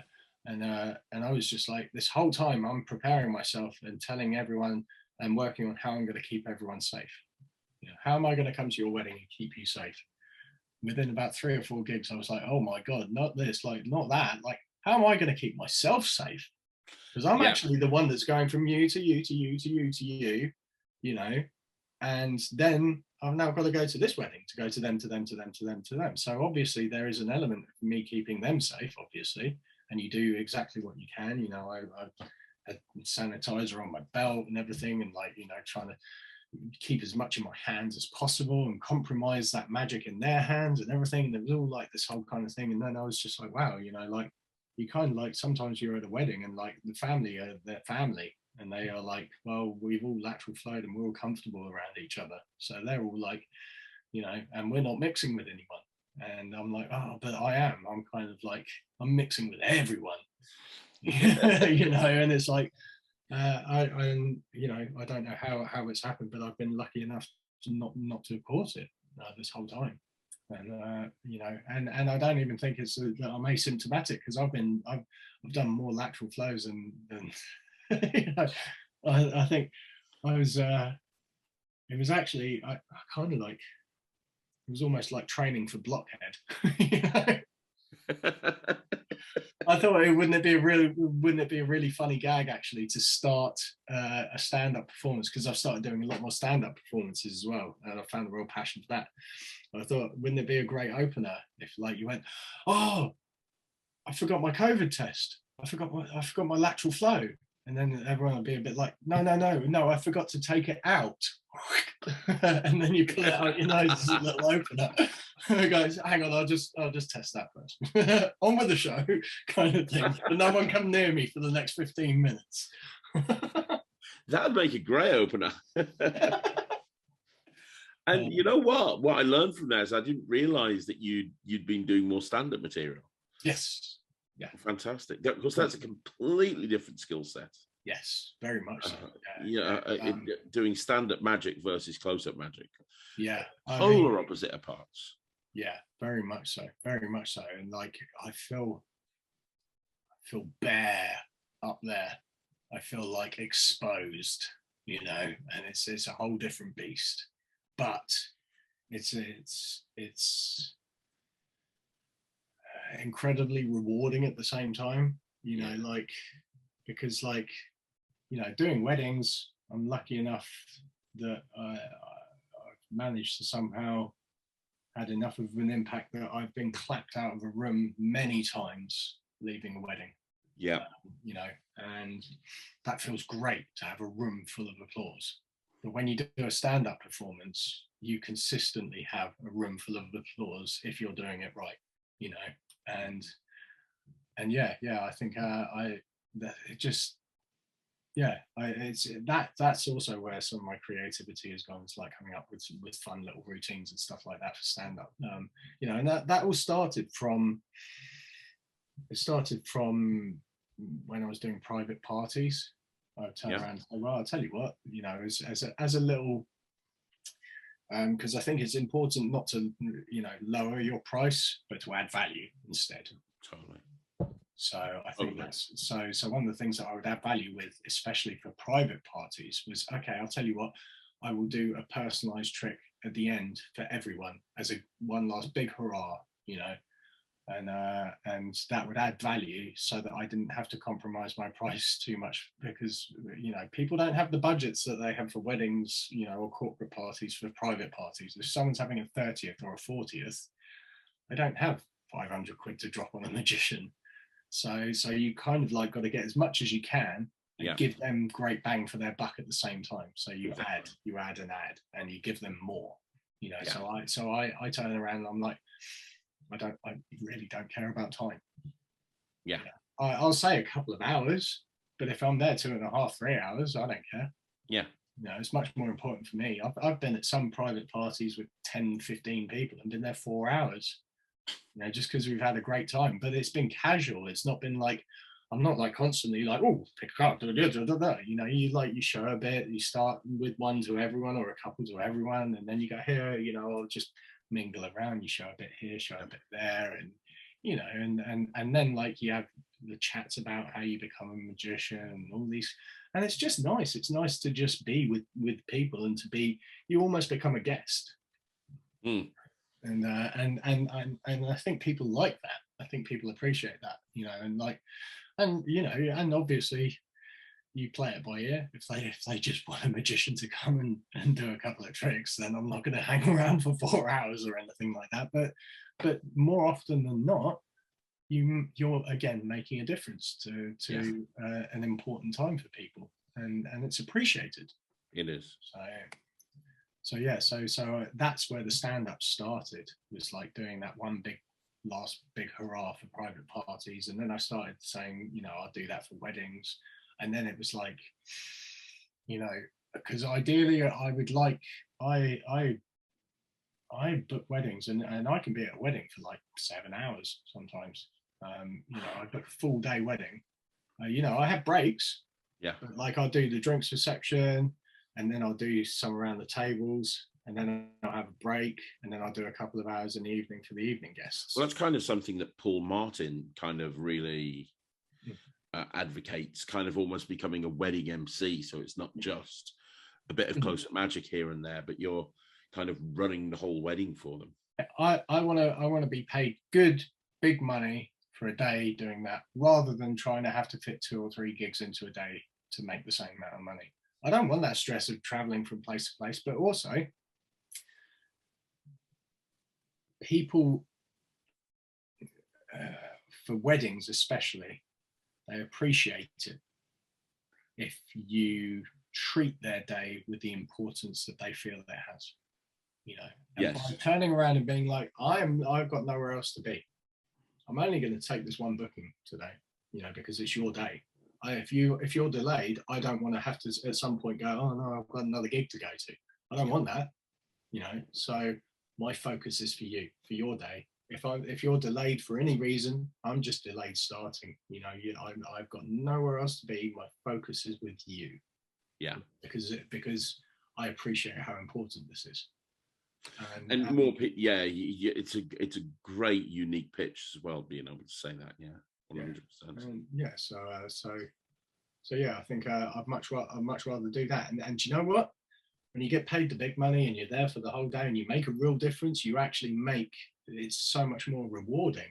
And I've actually got new friends from couples that I've performed at, you know, and you know, and it's yeah, it's great fun. It's great fun, you know. So it's some people are like, oh my god, I just want to get in and get out, you know. Yeah. And I'm like, but I'm not like that. I'm not, if I wanted to get in, get out, I'd do corporate. That's true, which is a completely different beast. Completely, it really is. Different. It really is. So yeah, I think that's. Let me ask you one more question, Ben. Yes. You seem like you're in a very good place right now, which is great. You know, you're performing, you're busy. Are you going to put more focus on? I mean, because you know as well as me, it's very difficult to spin multiple plates and keep them all running. And you've got your kids, you got your wife, family, you got your magic dads that you're trying to build a brand around, or magic dad, sorry. You've got your performing, weddings, wedding fairs, which is probably why we haven't seen you much in the magic community recently, and we haven't seen you much on social media recently. And I think that's probably why the creativity stroke releasing product plate has kind of dwindled, because it's impossible to keep everything running. Yeah, kind of. I think, you know, there's that saying cognitive bandwidth, which is you only have a certain amount of good decisions in your brain a day, you know, and like and once that's spent, it's spent, you know, you got to recharge and then come back at it the next day. And you know, that's why they say people like Steve Jobs wore the same clothes every day, so that they didn't have to make that decision. Exactly. They didn't have to waste their brain power on it, because that was spent elsewhere. And I think, yeah, my creativity, my drive and everything has been in different kind of areas. But I do have, it is almost like there's a set of pictures on the wall, and there's one that's kind of missing at the moment that does keep drawing my eye, and that is the creativity, you know, and the, you know, because I do love releasing products. I do love teaching. I love teaching. You know, I've been mentoring somebody in America throughout COVID as well, and helped him. He's now handed his construction company to his dad to run, so that he can perform magic. And he's, you know, at that point where he's jumped ship and he's just trying to run for it now. And that's really amazing. His name's Nick Carrick. He's such a lovely guy. I've got so much time and love for that guy. He's yeah, such a lovely guy. And yeah, so I do have a passion for teaching, you know, but that's kind of like where Magic Dads was as well. I was like creating magic for dads and stuff. And so like some of the stuff is stuff which is standard, you know, just standard kind of magic. But some of it is stuff that I've created for Magic Dads. Yeah. You know, and so that's kind of where it's been, rather than in the magic community as such. You know, and also I love making and creating personal routines for people. You know, so I will ask people that I'm performing for to tell me things that they love, and I'll create routines specially for them out of the things that they love. You know, so that's kind of like where that cognitive bandwidth has been going, really. But there is this lingering little, you know, it's almost like a calling voice in the distance going, "Come back," you know. And I do feel like I actually had a project I was about to release before COVID hit, which was 5 switches that I've come up with or finessed, and different routines that you can do with them. You know, and I pretty much filmed the whole project, and I was just ready to go out and get the live performances, and COVID hit, and I was like, oh, well, that sucks. And also one of the switches is very, not through method really, but through aesthetics, looks very similar to Switch One by Christian Grace. And so I heard that he was performing this switch at Blackpool. I think it was Blackpool 2020, and I was like, oh. And I saw there was I think it was a Chris Ramsey video, I think, and he was going around Blackpool looking for tricks. I think it was that, and he saw Switch One on that, and I was like, oh god, they look really similar. Oh no. And he's obviously putting it out with Vanishing Ink, and I was just like, oh. But I spoke to Christian about it, and he's such a lovely guy. He's such a nice guy, and we spoke about it, and their methods are totally separate, totally different. Right. I think where his is 100% visually imperceptible. Yeah. Mine is like only minorly compromises on that, but makes it a lot more practical, maybe, or yeah, a lot certainly a lot easier to do, you know, because Switch One, if you get that down, wow, like Christian, you have such an invisible switch that you can literally look at and burn. But mine is a switch that just looks incredibly natural. So they look very similar, but they're different at the same time. Yeah. And so I was going to kind of release that, you know, because I've got a nice billet routine with you know, a couple of switches, and so I was going to, you know, I was just compiling all the different routines, because I didn't just want to go, oh look, it's, you got a mystery card, and this folded card ends up being the sign card. I'm like, I want to push it further than that. So, you know, like for my online shows that I was doing, I was having people like spin a coin, and I had a card, and they would go heads, tails, and I'd unfold the card and it would say heads, tails on it. That's killer. You know, and or they would have an object in either hand, and it'd be left, right, and I'd unfold the card and it'd say you hold it in your left, right hand, or left hand, right hand. That's great. And trying to diversify a little bit, you know, so it's not just a mystery card kind of thing, and try and again give more substance to it. You know, I a lot of my releases could have been a lot easier to put out, a lot easier to edit, a lot easier to film, a lot easier to do everything, because, you know, I do a lot of this work myself, you know, and they could have been, and I probably would have made the same amount of money off them, but I wouldn't have felt as happy with them. Yeah, I totally. So, and that's more important to me. You know, I want to know. I want to know that I've done it my way, and I've done the best that I can do. You know, and stayed as true to myself as possible, rather than cutting corners because it's easier. Well, when you started creating, way back in the story, back when you joined Merchant of Magic, what was the reason for creating and releasing product? Was it for to make extra money? Was it as a desire to become famous? Yeah, I think. Was it just an outlet? And has and with the stuff that you hopefully will be releasing soon, has the desire changed? Has the reasoning behind creating and releasing magic changed between when you first started and now? Yeah, I think so. I think at first it was because I'm very passionate about creativity in many different ways. You know, like, you know, I love drawing, for example.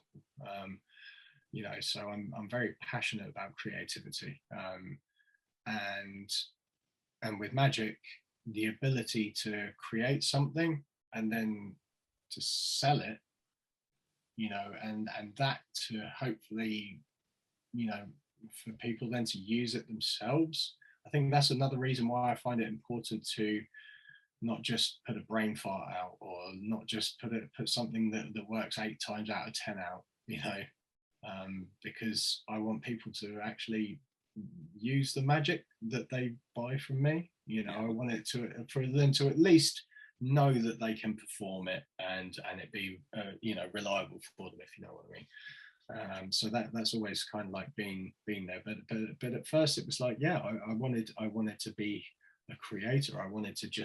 That's what I wanted to earn money from.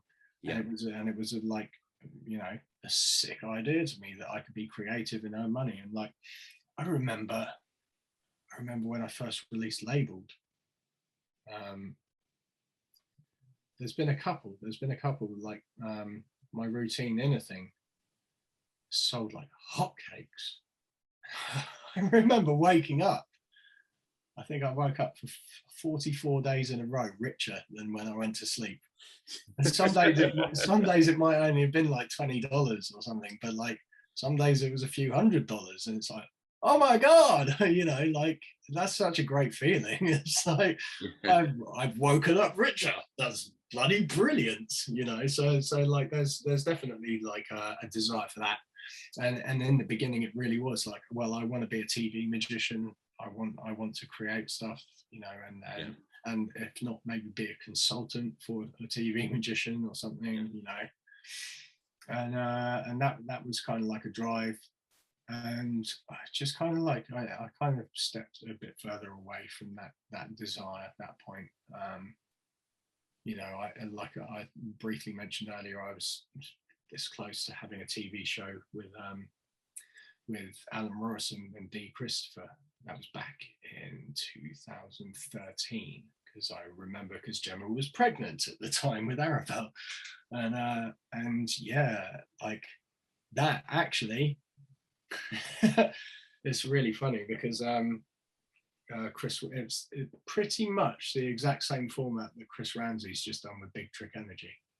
It was like we were magicians that were pranking each other with magic, you know, and vibing off each other, and that was the whole thing, you know. And the whole thing was like that when Alan was going to do a trick, Dee and I would try to throw a spanner in the works for him, and he still had to make the trick work, kind of thing. Or if I was doing a trick, him and Dee would try and mess it up for me, and we were just like, it was just the whole idea, the whole pitch was, imagine shit hot magic and Jackass had a baby. That was our pitch, basically, you know.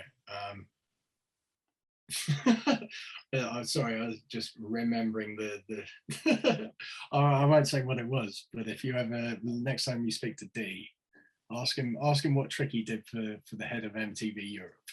I will do. I'm speaking to him tomorrow, so I definitely will. Because that was something else. It really was something else. But yeah, so that was the whole kind of pitch, and I don't know, just now that I've got 2 kids, do I really want to have a schedule like that? Do I want to be away from them all the time? You know, would you like to be on TV? Maybe not famous, but like, for example, somebody who's as creative as you would do really well on something like Penn and Teller Fools. It's funny. So I actually auditioned for Britain's Got Talent during COVID. Oh wow! And I got right through to the point I had Skype meetings with producers and everything, and they loved the whole idea. But it wasn't, hey, I'm Ben Williams, I'm a magician, can I come down to the judges and show you a trick? And it was me being the magic dad. And so so the whole idea, and again, it is something that I'm working on. This is one of those steps of the 5 steps forward. But essentially, Britain's Got Talent didn't happen that year. Everything got cancelled. You know. Would you re-audition? Yes, I will. The thing is, because I've had such a busy summer, that's where my focus has been, like the performance and everything like that. And now I've got to really seriously put work into, because not only did I have a year of not performing, I had a year of not chasing new work. So now I'm, you know, I need to focus on, I need to put a certain amount of energy there in order to, you know, bring things back up and try and get as much back into the swing of that. But also I want to put a bit more work and time into it. But essentially, I won't, you know, give it away what I had pitched. But it wasn't. Hi, I'm a magician. Can I come and show you a trick? It was different to that, and they loved it. And it was me as the magic dad, not Ben Williams the magician. So So yeah, so that's on the, you know, that's on the list to do. You know, I've been really toying with Penn and Teller. I think I definitely, I don't know. There's no reason why I haven't done it apart from just not having done it. I think, you know, you can make excuses, you know, but an excuse is rarely the reason. And the reason is probably there'd be three things that I'd want to do for Penn and Teller. Yeah. One of them would be labeled. Yep. But I can't do labeled because they know it, they know the method. How do you know that? Because when they did Penn and Teller in the UK, I gave Damien O'Brien permission to perform it for them. Right. Okay. And for one reason or another, it didn't make it to air in the special. But he spoke to them and told them how it worked afterwards. So I can't do that. Then it would be OCL. Yeah. Which I would do, but Blake Voigt did his linking banknote routine. Now, yeah. I would probably do OCL. I do OCL slightly differently now. I mean, I've got, like Sharp Money, I've got lots and lots of linking card methods that nobody knows about. You know, I mean, well, I mean, maybe if you dug through repertoire, one of my booklets I put out years ago, I've got chain on there, you know, and then I've got other methods for linking cards. And so I actually do, you know, I do one of my own routines at weddings. So I think maybe I'll do that, but I would have to find, there's a missing piece of the puzzle that I'm trying to kind of solve for that, if I were to do that. And the other one would be Sharp Money. And I have finalized two handlings, which I would choose between. And I'm at the point right now where I'm like, one of them, they both have a compromise in them. One of them is pure and lovely and direct, and but the other one, they both, there's no secret, there's work that has to be done to get a signed note inside a pen. Yeah. There's work that needs to be done one way or another, and one of them does the work at one point, the other one does the work at another point, and one of them has a compromise and the other one compromises somewhere else, and I can't pick and choose between the two. But it's funny because I showed I've got a friend who he loves magic. He's a really close friend. I taught him some magic. You know, he's tinkered with a bit of magic, but he's not a magician. But I filmed some videos with him and had a load of fun with him, and I showed him the two videos that I was kind of like, I'm like, oh, which one? And he was like, that one. And that's the one which I believed is the best. But it has the compromise that I really didn't want to make. but I think it genuinely is the better method. So I think that's the one that I would go for. So I'm kind of like at that point where I'm like, I just want to make sure that if I do it, I do it right, you know, and I don't want to just do it for the sake of doing it. And I think it's important for it to be something that I've created as well. So yeah, I think I think maybe next year would be the year for, you know, doing those auditions again, because that'll allow me to complete more work with Magic Dads, and then also get my calendar back to where it should be and everything like that. You know, and so that's where I'm at with that. So I've got a lot of things that are happening in the background that I'm just not talking about. I just don't have, you know, if you look at my social media, I've stopped, you know, my most active social media is Unbelievable Magic on Instagram, and that's because that's where I gig and I just post pictures and, you know, bits and bobs about gigs. But that's more for gigging rather than anyone else or anything else. I've really fallen out of love with trying to post daily videos of me doing magic ideas and stuff like that for the sake of trying to get likes and views and things like that. Yeah. It really does nothing for, like, I don't want to sound ungrateful, but it doesn't do it. I don't look to social media for any gratification. I know where my love comes from. You know, I know who my people are, you know, and everything like that. And I don't have a desire to keep putting stuff out and putting my life out on social media to try and, you know, not influence people, but like get people's attention. I'm just, you know, like, you know, well, it goes back to what I was saying in the big, yeah, absolutely. You know, you got to focus on. It's all about the plates, isn't it? You can't do everything all of the time. You need to. And one thing that I've picked up on massively during the course of this interview is that you are first and foremost a family man. Yes. Yeah, you can tell. Very much so. I mean, I can't. I'm such a soppy git when it comes to it, really, if I'm honest. You know, like, I do things like every morning. I don't go into my kids and go, come on, wake up, you know, or anything like that. I just walk in and I'll just hug them. I'll just give them a cuddle, and I won't say anything. We'll just sit there and just cuddle for like 30 seconds, and it's just such a special time. It's just like, oh, you know, and they come around and then they squeeze you, and it's just like, oh. That's why you're such a good dad. I go in every morning and I elbow drop them.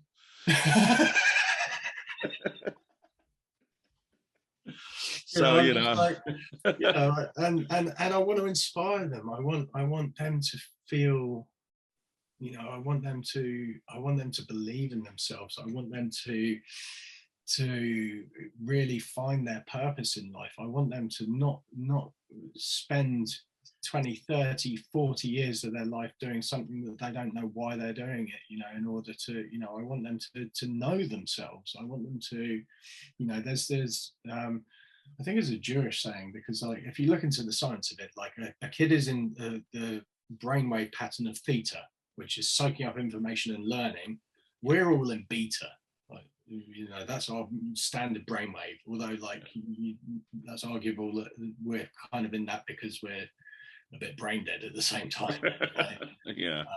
But like kids are in theta, and theta is a soaking up information. But when you hit 7 years old, you switch and you come out of theta. And so I think it's the Jewish have a saying, something along the lines of, if you show me a 7-year-old boy, I'll show you the man. Because all of your habits, everything that you form, all of your personality, your traits and everything like that is soaked up and instilled in the first 7 years of your life. And after that, to reprogram anything, you have to really, really work at it. And it's a struggle.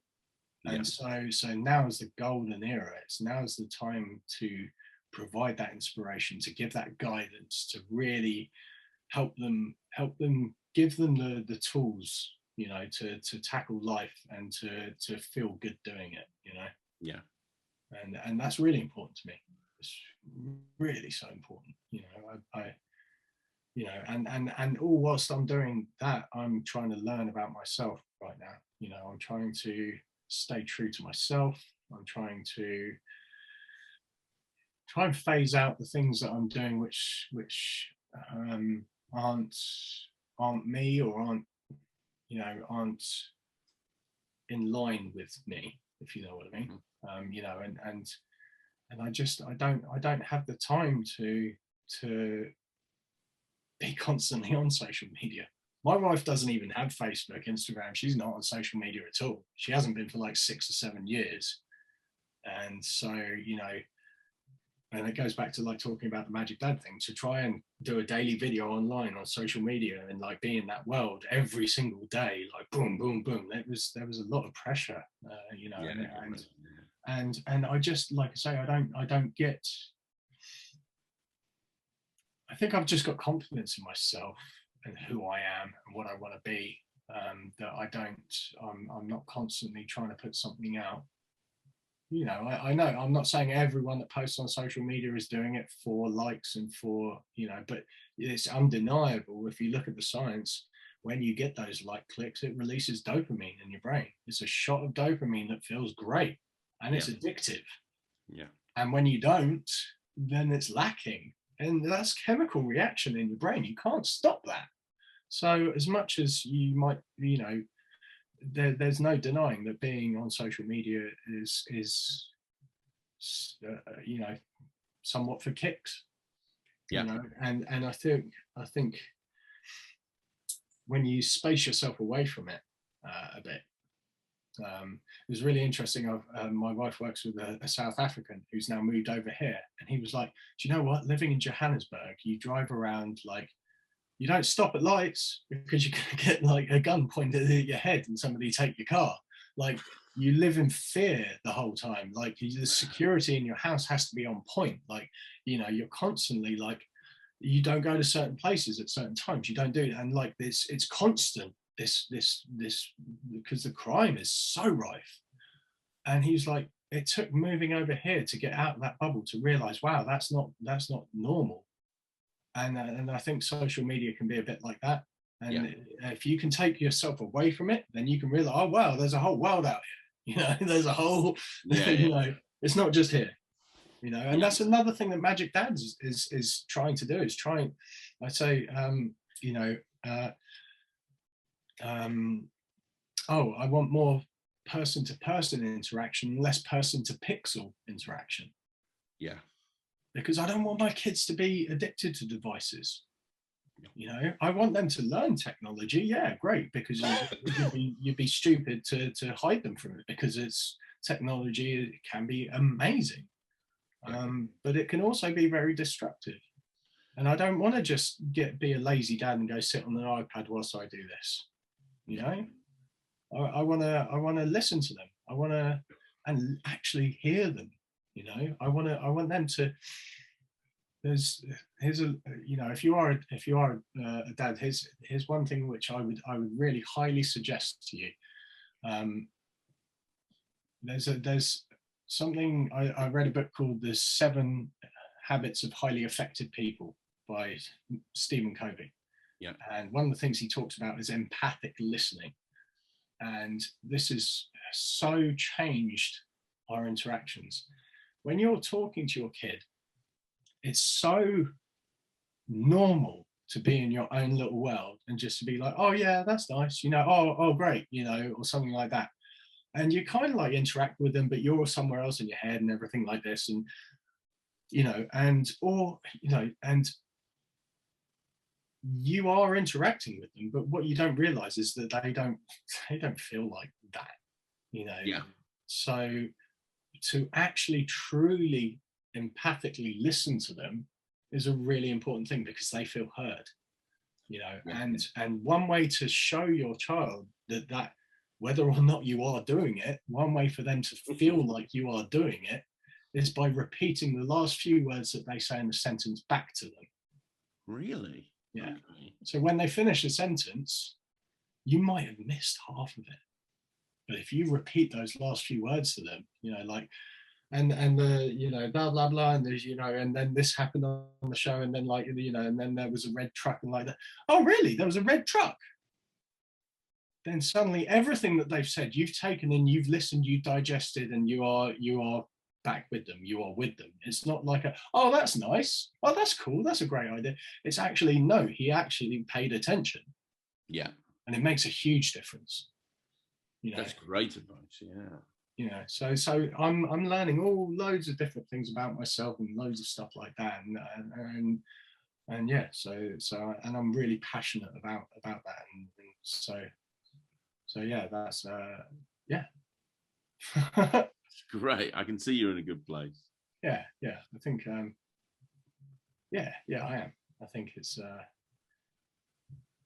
there's a few things that have really kind of changed my outlook, on life, and it's again, it's that snowball kind of thing that I was talking about with creativity, and you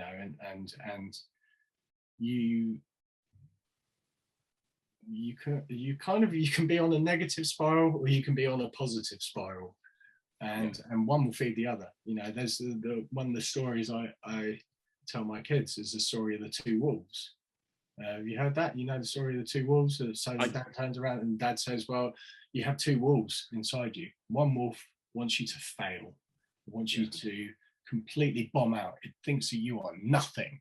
Yeah. Then there's another wolf that is your biggest like cheerleader and really wants you to succeed and flourish and have a wonderful life. And these wolves are battling and they're fighting and they're really tearing shreds out of each other. And this is all going on inside your head. And the boy turns around to the dad and he says, well, okay, well, dad, but which wolf wins?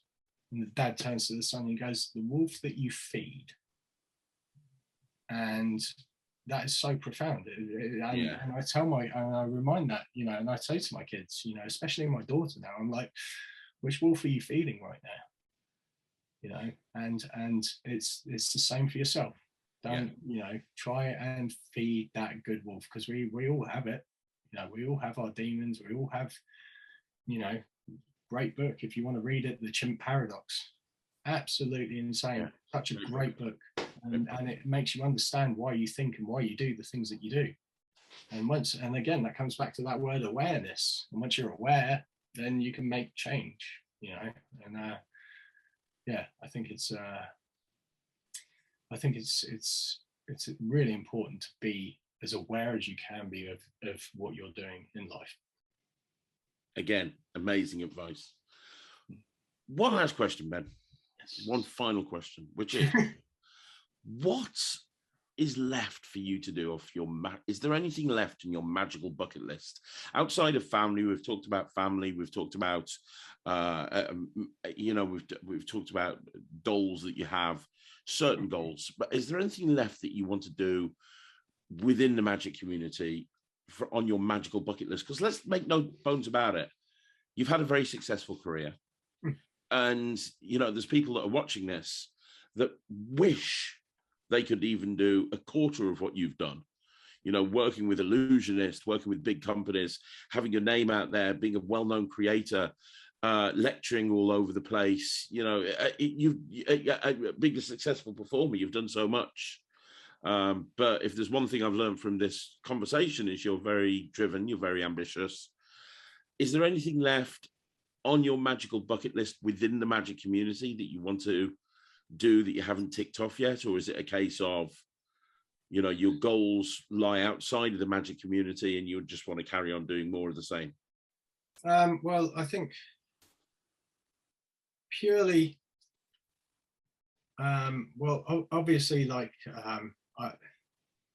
Penn and Teller is on the list of something that I want to do. I also have on my bucket list to fly out to do a penguin live lecture, which is all ready to go as soon as travel opens up and as soon as it becomes. I could have done it in the break last year through summer, but you know, not knowing, being in the uncertainty in the world, and then also the additional costs of all the tests and everything. What if I had to isolate coming back? How does that mean for gigs that I have booked? You know, like, you know, for actually finding the time that it works for them, which actually works. And then, you know, it got to a point where we had something, I was almost ready to sign, and then we started looking into the costs of everything as far as testing goes and stuff, and I was just like, and my wife was just like, is this the right time to do it? And I had to kind of go back to Tim with my tail between my legs and go, Tim, I'm really sorry, I know we've got this far, but I really don't think this is the right time to do it. And Tim's another person that I love to hang out with at Blackpool each year, and he's, you know, luckily he's such a lovely guy as well, and he understands business, and he was just like, dude, I totally understand. He was like, let's put it on the back burner. When you are ready, when you're ready, we can do it. So that's on the list. So I'll be doing a Penguin Live lecture at some point soon, which has been on, you know, a little box that I wanted to check for a long time. As I would like to, you know, I've got a few ideas that I want to, you know, that I am going to put out, but you know, again, the timing kind of has to be right, because you know, especially now, do absolutely everything myself. Yeah. And so it's got to work with my schedule and what I've got going on, and it's got that spinning plate has to be, you know, and because I don't want that spinning plate to be a floppy spinning plate. I want it to be, you know, I don't want it to be teetering and be like all compromised because I'm doing loads of stuff elsewhere. You know, if I'm going to release something to the magic community, I want it to be good. I want to be happy with it myself. Yeah. You know, and so that's important to me. I think also, not so much but in magic, but not so much necessarily in the magic community. I'd like to do more stand-up, you know, and do bigger performances. I think, you know, I think that'd be nice. You know, that's a kind of goal that I'm chasing as well. Yeah. And working towards, and hopefully one day maybe do a Blackpool lecture as well. I think that would be great. That'd be super cool. I'd love to see you lecture at Blackpool. 100%. Yeah. So yeah, I think, you know, those. I think that's yeah. I'm definitely not down and out completely. I've just not at all taken a hiatus. You know. Yeah. I think. And I sometimes think people need to do that. I took a 10-year hiatus. Really? Did you? I didn't realise. I think you know, I think it's important to do that from time to time. So there's a very famous book, The Men Are From Mars and Women Are From Venus. Yeah. I don't know if you've ever read that, but one of the things that it talks about, as a Martian, you're like an elastic band, and this is in the context of relationships it talks about in the book, but I think that there's you can definitely relate it to other things in life, like, but it talks about being a rubber band, and like in a relationship, imagine you're the man and you're a rubber band, and when you're close, you're flaccid, you're kind of like, and you can be in love and you can be all great, but every once in a while a man needs to space himself away, and if he starts to space himself away and stretch his rubber band, if the woman pulls him back too early, he never fully outstretches, so he kind of limps back, and then it's not. But if you actually give, you know, if the partner can give the man the space to fully stretch his rubber band out, then he can ping back with tons of love and really tons of energy and really give it. But she has to trust that he's going to come back. And that's all in the context of relationships. But I think that's very true with other things. And I think that's kind of like where I am. I'm kind of like spacing myself back, and I'm taking steps back. And every time I take a step back, I'm stretching that rubber band. And I'm getting to the point where I'm ready to kind of like ping back and be like, hey, you know, I'd like to, you know, I've got, you know, a couple of, I've got an idea for a deck of cards. Which again was so close to being released with Murphy's, and then kind of like the idea kind of like got away from the original idea a little bit through creative spurts, and then COVID hit again, and then it was like, oh, now they're really being picky and choosy with what they release and everything like that, because obviously everything has to make so much more financial sense. Yeah. And so the whole idea of like, they love the idea for this deck of cards because it's not just a deck of cards and it's not a trick. But it's a gamble. Yeah. So it could pay off big or it might not. And so it's kind of like, again, don't know if that's going to go anywhere, but like I'd love to bring that to fruition. I've got, you know, a few more gimmick ideas that I could develop and try, and this is the thing, like, do I try and take one of these ideas and like try and make it into an electronic gimmick that I can charge 120 quid for and make loads of money and like make it a cool toy? Or do I just want to take bare bones of the idea and be like, hey, look, you know, get yourself a coat hanger and a shoestring and you can make this? Yeah, exactly. You know? And so I'm kind of like there with those, but yeah, I've got stuff. I'm just sat on it at the moment, I think.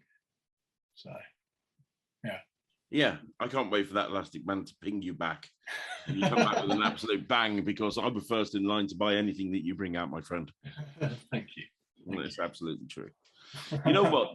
You know what? This has been an incredible interview, and I hope that everybody who's listened to this has listened all the way through, because it's given me a huge insight into you, Ben, and the type of person you are and the type of person that you become.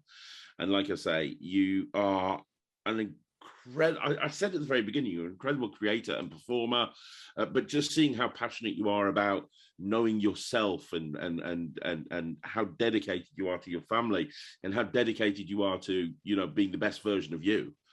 It's wonderful to see. And I think more magicians could take a leaf out of your book. I think you need to, consider doing some sort of motivational speaking thing for magicians and running seminars for them. I think that'd be a really good idea as well. That'd be quite cool, actually, because I've got. When I first started performing, I had such anxiety. I had huge performance anxiety, and I've got, a few tools under my belt that really have eliminated that. And at first it managed it, but now it's eliminated it, and I think that comes through confidence, which comes from experience, really. So it's, there's definitely a path that I could help people with. So yeah, maybe.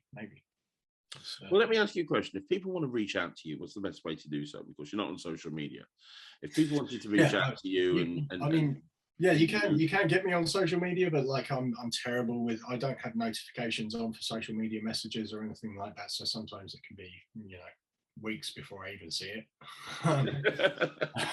But yeah, if you want to get in touch, you could email me at ben@unbelievablemagik.com, or you could or unbelievablemagik@gmail.com, either of those. Okay. Send me an email.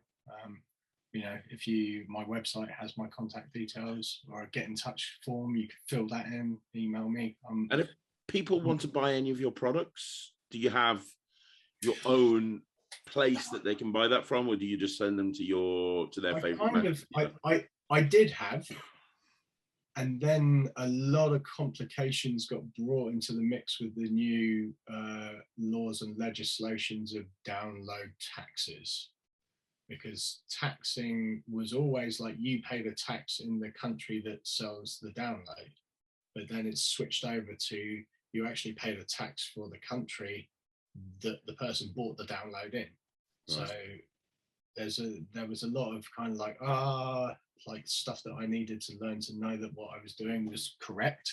Yeah. So I kind of like I had originalmagic.co.uk, which I think still runs, but like I don't have a shop on there anymore, because I didn't want to be selling downloads and then suddenly, like,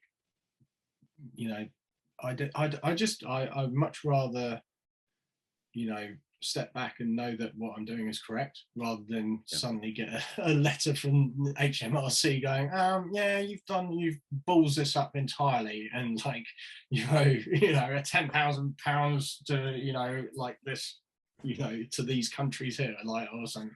And it was really one of those, that scared me a bit. So I was just like, rein that back in. But no, I think so. On originalmagic.co.uk, I think it says, like, if you want to buy a product, just get in touch with me and email Ben. Okay. Magic. Obviously all my downloads and everything all sold on through Murphy's outlets and on Magic Shop or Penguin, or on E or whatever, so you can still buy them there. But yeah, if you get in touch, I'm more than happy to. And I don't mean just for sales, like, I'm more than happy to help in any way I can with anyone. Like, if you email me, I will get back to you. Like, sometimes it takes me a while to get back to certain people, because they might ask me a question which I don't just want to ping a quick answer to. Yeah, I want to think about it, and I want to give them a proper answer. Yeah.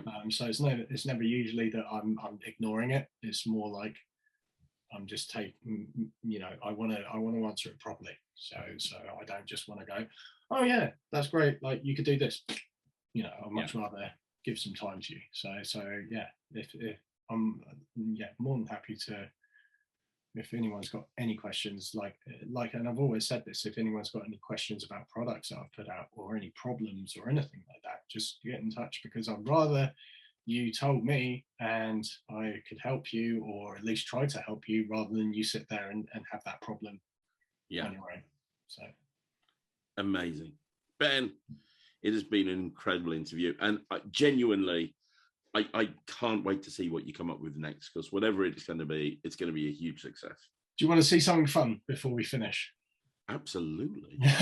This isn't like this isn't so much a fool or anything, but here.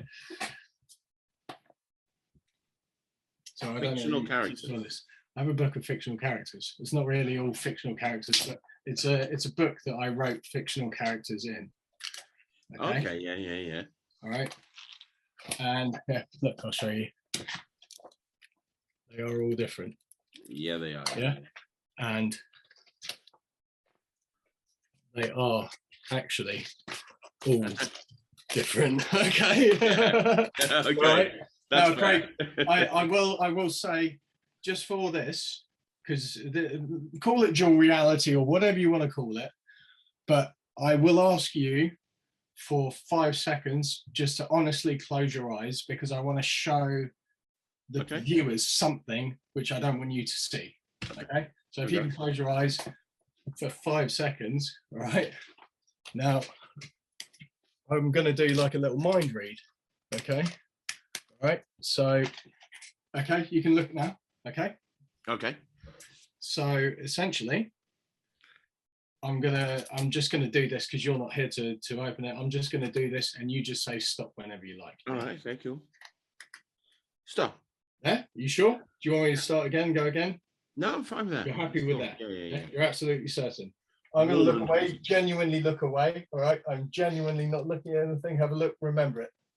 Yeah. Got it. Yeah. Okay. Good. So now I'm gonna try and read your mind through the screen. That'd be impressive. Right. Okay, so first of all, they're all fictional characters, so none of them are real. But the first thing I want to get the feel of is the gender. Is this male? Is it female? Is it alien? Is it like? All right, I'd say this is a male, isn't it? Yes, it is. Yeah. Yeah.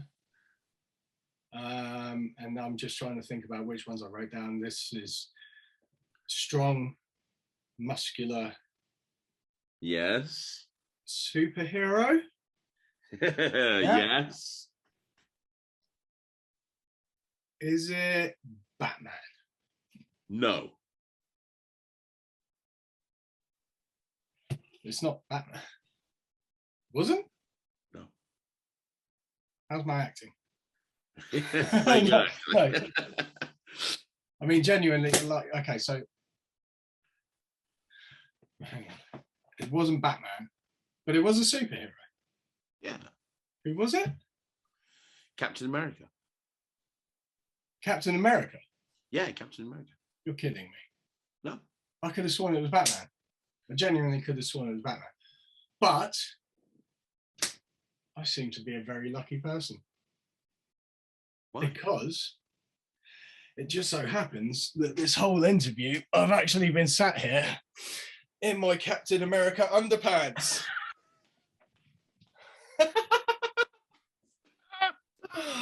That feels so good to get that out there. Dude, that is the single best ending to an interview ever in the entire history of interviews ever done anywhere ever. That was amazing. And also, as a bonus point, I think we found a thumbnail for the video as well. So, oh, really? so that's a win as well. Oh dear. Yeah. Oh, that yeah. You're a very funny guy. That reminds me of all the stuff that I've seen you do over the years. It's brilliant. It's brilliant. Honestly, mate, I hope that we can meet up soon. I know you're thinking of maybe being at Blackpool if it goes ahead. I really hope you do, because I'll be the first one buying you a beer and another beer and another beer. And from one dad to another, my son will be there so you can get to meet Ryland. That'd be great. Really great. But yeah, thank you so much. Everybody who's watching this, connect with Ben. He will be bringing more magic out. He might even be bringing out at some point his own range of superhero underwear. So look out for that as well. Coming soon from originalmagic.co.uk. But one more time, Ben, thank you so much. I really appreciate it. Thank you. Thank you. Guys, do me a favor, leave a comment down below. Let Ben know what you thought of the interview. I know he doesn't do social media very much, but I'm going to send him the link so he can watch it. So leave a comment down below. He's a great guy. Make sure that you follow everything that this person does. And I'm going to be back again tomorrow with a whole bunch more videos. But again, one final time, Ben, thank you so much. One final thing, and I end all my performances with this because I think it's really important. It's so important to express gratitude when you know, and actually give it, you know, meaning and everything. And I truly, when you sent me the message and asked me to, you know, for an interview, any opportunity like this, I'm incredibly grateful for, because I get to do something that I love to do because of people like you, the people that buy my products, the people that book me. You are all amazing, and you are the reason why I'm here right now, not me. So thank you. Amazing. Ben, you genuinely are a great guy. You really are. Can I stop this persona now and get back to my usual shitty self? Oh yeah. Don't worry. Stop rolling now, so you're good.